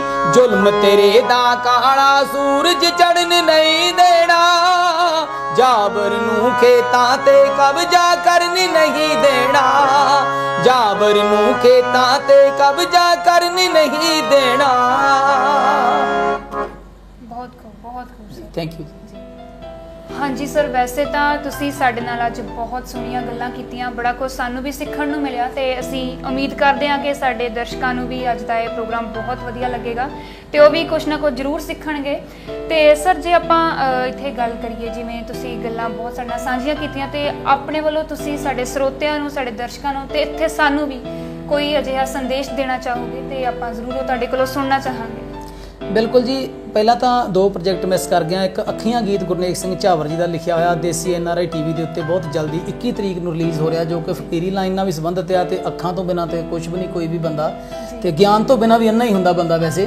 ਤੇ ਉਹ ਸਾਡਾ ਬਿਲਕੁਲ ਰੈਡੀ ਹੈ ਤੇ ਬਾਗੀ ਗੀਤ ਵੀ। ਤੇ ਬਾਕੀ ਮੈਂ ਚਾਹੁੰਦਾ ਕਿ ਜੇ ਕਿਸੇ ਨੇ ਮੇਰੇ ਨਾਲ ਸੰਪਰਕ ਕਰਨਾ, ਮੇਰਾ WhatsApp ਨੰਬਰ ਹੈਗਾ 9888732809 ਤੇ YouTube ਦੇ ਉੱਤੇ ਮੇਰਾ ਲਗਭਗ 450 ਗੀਤ ਜਿਹੜਾ ਗਾਇਆ ਹੋਇਆ। ਸੁਦੇਸ਼ ਕੁਮਾਰੀ ਜੀ ਉਹਨਾਂ ਨੇ ਡਿਊਟ ਵੀ ਆਏ ਆ, ਸੁਰਿੰਦਰ ਸ਼ਿੰਦਾ ਜੀ ਨਾਲ ਵੀ ਇੱਕ ਡਿਊਟ ਗਾਇਆ ਸੀ, ਦੇਵ ਸਾਹਿਬ ਜੀ ਦੇ ਲਿਖੇ ਹੋਏ, ਹੋਰ ਬਹੁਤ ਸਾਰੇ ਗੀਤਕਾਰਾਂ ਦੇ ਲਿਖੇ ਹੋਏ, ਗੁਰਮੀਤ ਮੀਤ ਭਰ ਕੇ ਤੁਸੀਂ ਸੁਣ ਸਕਦੇ ਦੇਖ ਸਕਦੇ ਆ। ਤੇ Facebook ਤੇ ਜੁੜਨ ਵਾਸਤੇ ਗੁਰਮੀਤ ਮੀਤ ਫੋਕ ਸਿੰਗਰ ਭਰ ਸਕਦੇ ਆ। ਮੈਸੇਜ ਇਹ ਆ ਜੀ, ਪਾਣੀ ਨੂੰ ਬਚਾਉਣਾ ਬਹੁਤ ਜ਼ਰੂਰੀ ਆ, ਧੀਆਂ ਨੂੰ ਬਚਾਉਣਾ ਬਹੁਤ ਜ਼ਰੂਰੀ ਆ, ਰੁੱਖਾਂ ਨੂੰ ਬਚਾਉਣਾ ਬਹੁਤ ਜ਼ਰੂਰੀ ਆ। ਤੇ ਇੱਕ ਜਿਹੜੇ ਐਕਸੀਡੈਂਟ ਹੁੰਦੇ ਆ, ਜਿਹੜੇ ਜਵਾਕ ਕਹਿੰਦੇ ਆ ਵੀ ਸਾਡਾ ਬੱਚਾ 40 ਮਿੰਟ 'ਚ ਕੋਟਕਪੂਰੇ ਪਹੁੰਚ ਜਾਂਦਾ ਜਲੰਧਰ ਤੋਂ, ਉਹਨੂੰ ਤੁਸੀਂ ਹੱਡੀਆਂ ਵਾਲੇ ਹਸਪਤਾਲ ਲੈ ਕੇ ਜਾਓ। ਉੱਥੇ ਜਦੋਂ ਉੜਾਟ ਪੈਂਦੇ, ਜਦੋਂ ਹੱਡੀਆਂ ਬਦਲ ਹੁੰਦੀਆਂ ਜਾਂ ਗੁੱਟ ਟੁੱਟਦਾ, ਜੋ ਦੁਬਾਰਾ ਨਹੀਂ ਜੁੜਦਾ ਜਾਂ ਦੋ ਵਾਰ ਤੋੜ ਕੇ ਡਾਕਟਰ ਜੋੜਦੇ ਆ, ਫਿਰ ਬੰਦੇ ਨੂੰ ਅਕਲ ਆਉਂਦੀ। ਇੱਕ ਐਕਸੀਡੈਂਟ ਤਾਜ਼ਾ ਹੋਇਆ ਇੱਥੇ ਨਕੋਦਰ, 2 ਮੋਟਰਸਾਈਕਲ ਆਪਸ ਵਿੱਚ ਵੱਜੇ ਆ, ਇੱਕ ਦਾ ਮਗਜ ਨਿਕਲ ਗਿਆ ਮੁੰਡੇ ਦਾ ਤੇ ਦੂਸਰੇ ਦਾ ਜਿਹੜਾ ਆਹ ਵਾਲਾ ਹਿੱਸਾ ਵਾ ਬੈਕ ਵਾਲਾ ਮੂਹਰੇ ਆ ਗਿਆ ਘੁੰਮ ਕੇ, ਉੱਥੇ ਥਾਂ ਹੀ ਮਰ ਗਏ। ਇੰਨੇ ਜ਼ਿਆਦਾ ਐਕਸੀਡੈਂਟ ਹੋ ਰਹੇ ਆ ਨਾ। ਤੇ ਜਵਾਕਾਂ ਦੇ, ਮੈਂ ਵੀ ਗਲਤੀ ਕਰਦਾ ਹੋਊਗਾ, ਮੈਂ ਵੀ ਦਰਸ਼ਕਾਂ ਤੋਂ ਮਾਫੀ ਮੰਗਦਾ, ਫੋਨ ਸੁਣਨ ਵਾਲੀ ਕੰਨ ਨੂੰ ਫੋਨ ਲੱਗਾ ਹੁੰਦਾ ਆ ਤੇ ਗੱਡੀ ਦੱਬੀ ਤੁਰੇ ਜਾਂਦੇ ਆ, 15 ਮੋਹਰੇ ਲੱਗੀਆਂ ਹੁੰਦੀਆਂ ਤੇ 16ਵਾਂ ਕਈ ਵਾਰੀ ਸਿਆਣਾ ਬਿਆਣਾ ਹੀ ਪਾਂ ਟੀ। ਬਾਹਰਲੇ ਮੁਲਕਾਂ 'ਚ ਮੈਂ ਗੇੜੇ ਕੱਢਿਆ, ਇੰਨੀ ਕਦਰ ਆ ਨਾ ਪੈਦਲ ਜਾਣ ਵਾਲੇ ਦੀ, ਮੈਂ ਕਹਿੰਦਾ ਗੱਲ ਛੱਡ ਦਿਓ। ਉੱਥੇ ਮੈਂ ਨਾ ਜੈਬਰਾ ਕ੍ਰੋਸਿੰਗ ਸੀਗੀ ਜਿੱਥੇ ਲੰਘਣਾ ਸੀਗਾ ਆਪਣੇ ਪੈਦਲ ਵਾਲਿਆਂ ਦੀ, ਤੇ ਮੈਂ ਰੁਕ ਗਿਆ ਤੇ ਮੇਰਾ ਦੋਸਤ ਕਹਿੰਦਾ ਵੀ ਤੇਰੇ ਨਾਲ ਇਹਨੇ ਗੱਡੀ ਟੱਚ ਵੀ ਕਰ ਦਿੱਤੀ ਨਾ, ਟੱਚ ਵੀ ਤੇ ਤੈਨੂੰ ਘੱਟੋ ਘੱਟ ਕਰੋੜ ਰੁਪਈਆ ਮਿਲਣਾ ਵਾ। ਕਹਿੰਦਾ ਇੰਨਾ ਕਾਨੂੰਨ ਸਖਤ ਆ ਪੈਦਲ ਵਾਲਿਆਂ ਦੀ, ਜਦੋਂ ਗ੍ਰੀਨ ਲਾਈਟ ਹੁੰਦੀ ਆ ਤੇ ਗੱਡੀ ਵਾਲਾ ਚਾਹੇ ਕੋਈ ਪੈਦਲ ਲੰਘਣ ਵਾਲਾ ਹੋਵੇ ਚਾਹੇ ਨਾ ਹੋਵੇ, ਉਹਨੂੰ ਉੱਥੇ ਰੋਕ ਕੇ ਹੀ ਜਾਣਾ ਪੈਂਦਾ ਉਸ ਟਾਈਮ ਦੇ ਉੱਤੇ। ਕਾਨੂੰਨ ਇੱਥੇ ਵੀ ਬਹੁਤ ਸਖਤ ਆ, ਪਰ ਸਾਡੇ ਦਿਮਾਗ ਬਹੁਤ ਉੱਚੇ ਹੋ ਗਏ। ਮੈਂ ਕਹਿੰਦਾ ਹੁੰਦਾ ਗੱਡੀਆਂ 'ਚ ਇੰਨੀਆਂ ਸਾਨੂੰ ਰੱਬ ਨੇ ਸੁੱਖ ਸਹੂਲਤਾਂ ਦੇਤੀਆਂ, ਪਹਿਲਾਂ ਟਾਈਮ ਤੇ ਤੁਰ ਪਓ। ਬਹੁਤ ਲੋਕ ਕਾਹਲੀ ਕਰਦੇ ਆ, ਰੋਡ ਤੇ ਦੇਖ ਕੇ ਨਹੀਂ ਚੱਲਦੇ। ਸੰਘਣੀ ਆਬਾਦੀ ਵਾਲੇ ਹੌਲੀ ਚਲੋ, ਗੁਰਦੁਆਰਾ ਸਾਹਿਬ ਜਾਂ ਕੋਈ ਮੰਦਿਰ ਆਉਂਦਾ ਉੱਥੇ ਵੀ ਕੋਈ ਸਮਾਗਮ ਕਈ ਵਾਰੀ ਚੱਲਦਾ ਹੁੰਦਾ, ਅੰਦਰੋਂ ਬੰਦਾ ਨਿਕਲਦਾ, ਉੱਥੇ ਵੀ ਐਕਸੀਡੈਂਟ ਹੋ ਸਕਦਾ। ਸਕੂਲਾਂ ਦੇ ਕੋਲ ਵੀ ਹੌਲੀ ਚਲੋ, ਪਾ ਲਾ ਕੇ ਸ਼ਹਿਰਾਂ ਦੇ ਵਿੱਚ ਭੀੜੇ ਇਲਾਕਿਆਂ 'ਚ ਗੱਡੀਆਂ ਹੌਲੀ ਚਲਾਓ ਜਿੰਨਾ ਵੀ ਹੋ ਸਕਦਾ। ਰੋਡ ਵੀ ਮਾੜੇ ਮੋਟੇ ਖਰਾਬ ਵਿੱਚ ਸਰਕਾਰਾਂ ਦਾ ਵੀ ਫੇਵਮੈਂਟ ਤੇ ਕਸੂਰ ਕੱਢੂੰਗਾ। ਜਿਹੜੇ ਇਲਾਕੇ ਦੇ ਕੋਈ MLA ਆ, ਕੋਈ MP ਆ, ਉਹ ਵੀ ਕੋਸ਼ਿਸ਼ ਕਰੋ ਵੀ ਇਹਨਾਂ ਨੂੰ ਤੁਸੀਂ ਬਣਾ ਦਿਓ। ਸੋ ਗੱਡੀਆਂ ਹੌਲੀ ਚਲਾਓ, ਇਹ ਸਭ ਤੋਂ ਮੈਂ ਕਹਿੰਦਾ। ਤੁਸੀਂ ਵੀ ਜੇ ਕਿਤੇ ਦੁਬਾਰਾ ਹਰਲੀਨ ਜੀ ਇੰਟਰਵਿਊ ਕੀਤੀ, ਤੁਹਾਡਾ ਅਦਾਰਾ ਕਿਤੇ ਵੀ ਕੋਈ ਵੀ ਸੁਣਦਾ ਹੋਵੇ, ਇਹ ਚੀਜ਼ ਪਰਸਨਲੀ ਆਪਣੇ ਬੱਚਿਆਂ ਨੂੰ, ਆਪਣੇ ਗਾਂ ਦੋਸਤਾਂ ਮਿੱਤਰਾਂ 'ਚ ਇਹ ਸਮਝਾਓ ਵੀ ਤੇਜ਼ੀ ਦੇ ਵਿੱਚ ਕੋਈ ਫਾਇਦਾ ਨਹੀਂ ਹੈਗਾ। ਤੇਜ਼ੀ ਦੇ ਵਿੱਚ ਕਾਹਲੀ ਕਈ ਵਾਰੀ ਮੰਜ਼ਿਲ ਤੇ ਤਾਂ ਨਹੀਂ ਪਹੁੰਚਦਾ, ਬੰਦਾ ਉੱਪਰ ਪਹੁੰਚ ਜਾਂਦਾ ਤੇ ਮਰਨ ਵਾਲਾ ਮਰ ਜਾਂਦਾ। ਤੇ ਅਸਲ ਵਿੱਚ ਉਹ ਮਰਦੇ ਆ ਜਿਨ੍ਹਾਂ ਦੇ ਪਿੱਛੇ ਮਾਪੇ ਬਾਅਦ ਦੇ ਵਿੱਚ ਰੁਲ ਜਾਂਦੇ। ਕਈ ਵਾਰੀ ਕਮਾਉਣ ਵਾਲਾ ਹੀ ਇੱਕ ਹੁੰਦਾ। ਸੋ ਇਹ ਮੇਰੀ ਬੇਨਤੀ ਕਬੂਲ ਕਰਿਓ, ਜੇ ਕੋਈ ਵੱਧ ਘੱਟ ਕਹਿ ਗਿਆ ਹੋਵਾਂ ਤਾਂ ਮੈਂ ਮਾਫੀ ਚਾਹੁੰਦਾ ਜੀ। ਗੁਰਮੀਤ ਜੀ, ਅਸੀਂ ਤੁਹਾਡੇ ਸ਼ੁਕਰਗੁਜ਼ਾਰ ਹਾਂ ਕਿ ਤੁਸੀਂ ਅੱਜ ਸਾਡੇ ਲਈ ਇੰਨਾ ਸਮਾਂ ਕੱਢਿਆ ਤੇ ਸਾਡੇ ਨਾਲ ਇੰਨੀਆਂ ਸੋਹਣੀਆਂ ਗੱਲਾਂ ਕੀਤੀਆਂ। ਤੇ ਇੱਥੇ ਹੀ ਹੁਣ ਮੈਂ ਇਜਾਜ਼ਤ ਲੈਣਾ ਚਾਹਾਂਗੀ ਸਰ ਤੁਹਾਡੇ ਕੋਲੋਂ ਵੀ ਤੇ ਆਪਣੇ ਦਰਸ਼ਕਾਂ ਕੋਲੋਂ ਵੀ, ਕਿਉਂਕਿ ਸਮਾਂ ਜਿਹੜਾ ਹੈਗਾ ਆ ਉਹ ਬੀਤਦਾ ਜਾ ਰਿਹਾ ਹੈ। ਤੇ ਅਸੀਂ ਇੱਥੇ ਤੁਹਾਡੇ ਸਾਰਿਆਂ ਤੋਂ ਇਜਾਜ਼ਤ ਇਸ ਵਾਅਦੇ ਨਾਲ ਲੈਣਾ ਚਾਹਾਂਗੇ ਕਿ ਅਸੀਂ ਆਪਣੇ ਅਗਲੇ ਐਪੀਸੋਡ ਵੱਖਰੀ ਮੁਲਾਕਾਤ ਦੇ ਵਿੱਚ ਤੁਹਾਨੂੰ ਕਿਸੇ ਹੋਰ ਕਲਾਕਾਰ ਦੇ ਰੂਬਰੂ ਕਰਵਾਵਾਂਗੇ। ਮੈਨੂੰ ਦਿਓ ਇਜਾਜ਼ਤ। ਸ਼ੁਕਰੀਆ। ਸਤਿ ਸ਼੍ਰੀ ਅਕਾਲ ਜੀ।